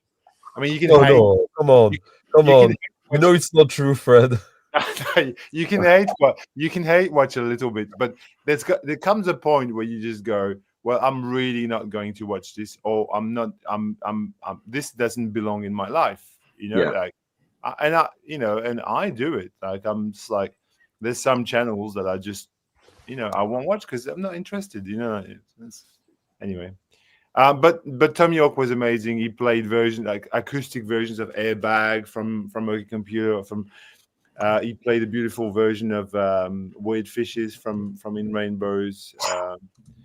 And was it just solo guitar, or did he do some No. electronics? So it was a mix between. He alternated between acoustic guitars tracks with tracks with piano, solo piano, tracks with lots of electronic things going on. So, for example, he did amazing version of Packed Like Sardines from Amnesiac, which is, so he had and he's dancing on stage, like he's dancing and he's singing, and he's got, he's got the tools to play any song he wants to by himself, and a beautiful version of How to Disappear Completely. Oh my God, it was just like mind blown, totally. Yeah, it must be. And yeah, I wonder if he's going to tour with that all over the world, or was it just some Australian thing? He toured Australia and New Zealand and Asia, and I don't know where he's going next. Okay. Yeah, Mustevic Sound, like these are rare records. Gosh. And see? Sealed. Yeah. So tell us about it. What did you get? Why did you get it? Why is it still sealed? So this I got this in Bosch. Yeah. And I thought that was my biggest mistake. So this is Steve Red's label. Steve Red, who most people discovered, he's a fantastic spiritual jazz drummer, free jazz. Most people discovered him thanks to Fortet. Here in Heaven, we did like 4 or 5 albums with him, and they're all worth your while. Mm-hmm. And I think it was Soul Jazz or Honest John who reissued some of the 6 albums that came out on label. Mustevic. Yeah, it was Sounds of the Universe, which is Soul Jazz. Yeah. And I bought another one on that label that I was missing in Bosch, and I saw this one, and like the prices were too good. And I forgot I already had it. And this is like this is not a cheap record. Ouch. Don't you have Discogs? Yeah. Well, sometimes you get excited. That's why. That's the one. This is so good. Yeah, is this the original or the reissue on Sound of the? No. This is a Universal Sound reissue. Yeah, this is a 600-800 euro record if you have the original, the one that Fred showed. This one is like more like 400-500, but in Bosch you can find this much cheaper than that and sealed. But this is a sealed original. Yeah, it's a sealed original. Yeah, this one is amazing. Oh, I don't have that one. I think no, I don't have that one. This is the first one I think they did together. Yeah, with Kieran. Yeah, but I've got all the collaborations as well. But they're very, very good. Wow, superb. Yeah. But the thing is that I had one reissue on Soul Jazz of these, and I thought it was another one than that one, and okay. But exactly, that was basically my point. Yeah, don't you have Discogs? When you're there and you have all these records, and like it's almost like it was a big pile I had, and a big negotiation to get the biggest possible discount. And what can I ask? What ballpark money are we talking for this record? You don't want to say maybe what I paid? Yeah, what you paid for it? Yeah. Oh, I got it for steel, but it's still a lot of money. I got it for a little less than 200 euros. Yeah. Yeah. But it's a sealed original. Yeah. Okay. I can. Yeah, it will be easy to get my money back and some. Yeah. You're right. Exactly. Yeah, like you have. Of course, I use Discogs a lot during the fair, but sometimes things go too fast. Exactly. Yeah. You just you can't just walk around with your phone all the time. Yeah. And just Plus, try my to phone minimize. died after the second day, like literally died, but or wouldn't charge. But Yeah. Just to respond to Sean. Sean, I don't think he did. Not from memory. I'll look at the set list again. I can't remember, but I don't think so. Anyway. So how many? I don't want to, not how much money you spent, but how many records did you bring to Canada, Romeo? About 32, 30, which I bought at Den Bosch, and 34. And I found 2 other records in my home place, my hometown. Ah, okay. So yeah, 30, 35. Let's say 35. Yeah, That's a nice haul. Yeah. it was. Yeah. I've never been to the fair, so I'm curious to go, but I don't really, I buy a lot of new. I was in Belgium. You live in a record fair, Fred. Yeah. Yeah, exactly. yeah, did you hear? By the way, did you hear earlier? Like I was earlier in through the phone in Ghent for the record fair in Ghent today and tomorrow. Oh, okay. There's a big one. Yeah. Yeah, there is one. Yeah, is it from KDX fairs or something? They're the I big think so, organizers. Yeah. There's a guy from Antwerp who was selling there. I got like 6 records from him for 55 euros. Very Okay. happy. Only stuff that was on my global want list. Mhm. So yeah. Yeah, but yeah, I haven't been to a record fair in a while. I think last one I did was a bit disappointing. It's all about sometimes the sellers are totally your thing, and you find 5 records at each stall, and other times you don't find anything. Yeah. Well, Francis here, he bought 180 records for like 7. He Say said average price €7, 180 records. Maybe to flip them, or really to keep in his own collection. No, to listen to them. Okay. Yeah, but, he said, okay, they're cheap. I'm gonna sell them for more when in France or something. I don't know. No, I'm not sure he sells those records. Okay. Yeah. So he basically spent about 1,250 euros For on record. 180. For 180. I spent a few hundred euros more than that for 36 records. Okay. And some of the records I bought were 5 euros. Yeah, that says enough. That's what I'm a bit scared to go, actually, because No, but I mean, what's fun? What's cool is that Francis, he's very happy, and I'm very happy. So yeah, of course, I'm sure I would be happy, but maybe a bit too overwhelming. I don't know. But for you, it's a 5 hours drive. It's nothing. Not even. It's like maybe not even 2 hours. It's like. Oh yeah, wow. Yeah. So it's very close. Yeah. I was in Belgium on Monday. What, this Monday? Just now? Yeah, this Monday I was in Belgium. Yeah, I drove. Where did you go? Liège. Ah, Liège. Okay, Liège, that's yeah. like half an hour from here. Yeah. I know it. Yeah. Where did you go? I think there's a couple of record stores there, but not many. Yeah, it was for Pêle-mêle. for business. Yeah. Pêle-mêle is in Brussels. Like No, it's everywhere. It's in Waterloo, in Liège, it's a chain. Pêle-mêle. Does it still exist in Liège? I doubt it. It could be, but I'm not sure. There's one store in Liège where really, Dusty Fingers. If you want to have Dusty Fingers, go there. It's really dirty, but they have some cool records. But yeah. He Romuald went there for a drug deal. Actually, he doesn't want to say, but I'm going to. Thank you, Fred. Thank you, Fred. He didn't have the time to dig for records. It was all about cocaine. So yeah, he was like transporting like Canadian illegal goods. He brought me a can Well, of, if he went for cocaine, he went to the wrong city in Belgium. You know, it's you have to go to Antwerp if you want to get cocaine. Apparently, I don't, you know, just You from wouldn't your, know, you wouldn't know that, I Fred. wouldn't know that. No. You wouldn't have any idea about that. Let's discuss all the best ways to get cocaine on Romuald's channel. That's very useful for Yeah, everybody. thank you guys. Let's give this channel this completely.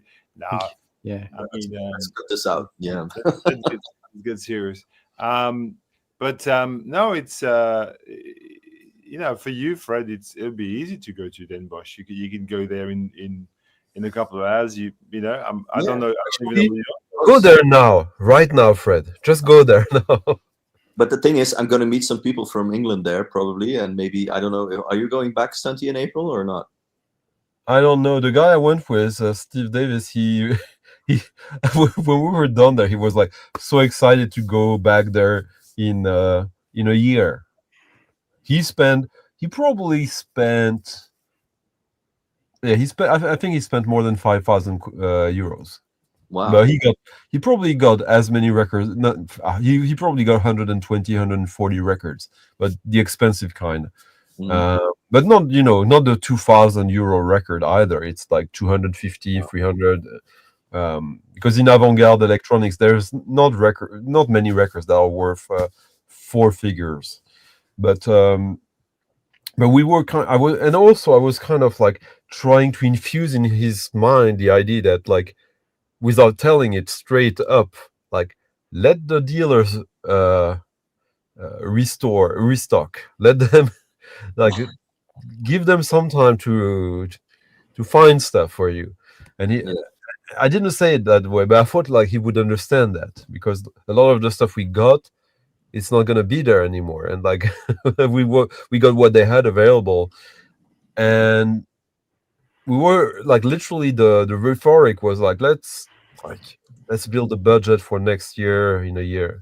And like, I kid you not, like the next day I get a message from him like, April like he like really got the bug, like like basically for him, you talk with him, Romuald. It was it was like an eye-opening experience for Steve. Mm-hmm.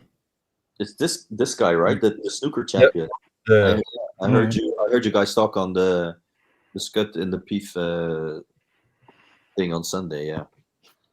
So, but I'm going to meet some English guys, so I cannot go the morning and then return by car the evening, because they there's gonna be a lot of beer after that as well. But I'm not a heavy drinker. But I still have to look for a place to stop. Fun fact, like, people say I partied way too much there, and yes, but that was not intentionally. It's just that here in Sweden we have a monopoly of state on booze, so you can't buy anything that is stronger than 3.5 outside of a state-owned shop that closes at like 5 in the afternoon. Okay. And I'm fine with that. I'm totally fine with 3.5 beer. Like, you get like the taste of alcohol without getting really drunk. And so Steve, You are saying that to a Belgian guy. Remember the Belgian? Yeah. No, but he just said that So I had forgotten. Like, I spent all my year drinking light beer in Sweden. Yeah. And then, let's have some beers. And I forget that we're in Belgium, and I'm with an English guy. I can drink 4 or 5 3.5 beers without being fucked up. Mm-hmm. But a 6.5, 6.7, 6.8, like after 2, I'm like, I'm starting to try to sing telephone songs, and the tourists in Belgium always get drunk because they think, oh, let's have a beer, but they don't know it's like 6% or 8% or So, we were having trap all the fucking time. And remember at the end when we took the train to Amsterdam with Steve and Romuald, we were like literally like buying beers for the train and me Yeah. and Steve, we were buying beers for us, and like we said, let's find a very strong one for Romuald to fuck him up. Wow. So are you Romuald? Are you still in Europe now? Or are you in No, France now? I'm back He's in in Abbey Canada. Road. He's in the UK, is he? No, I'm back in Canada. I'm Oh, back. okay. Yeah, I got back Thursday evening. Yeah. Okay. Yep. Billy Bob. Salut Billy Bob. Yeah. So guys, it's time to hit the button. We've been over 3 hours. Come on, just we're getting started. We're talking about booze got me drunk right now. No, it's time. I'm like a 15-year-old kid, you know, who's excited to get his first pub Michel- experience in the UK. Michel Sardou Records. Yeah, I know. 7-inch singles. Yeah. So thank you guys. See you later. See you later, alligator. Bye-bye. I really hope to join one day on Sunday for the French Yeah. thing. But, you know, when I'm not working, I'm visiting friends or family. So yeah, I'm just gonna Right. put my social life on a halt and come on YouTube. Okay. Don't. It's come on, Fred. It's Sunday. You're not supposed to have sex. You can come and talk with us. I said I'm visiting my family. Who talked about Yeah, sex? yeah. Okay, it's definitely time to hit the button. It is time to hit the button. Yeah. Take care, everyone. Thank you, everyone. Bye-bye. Like and subscribe.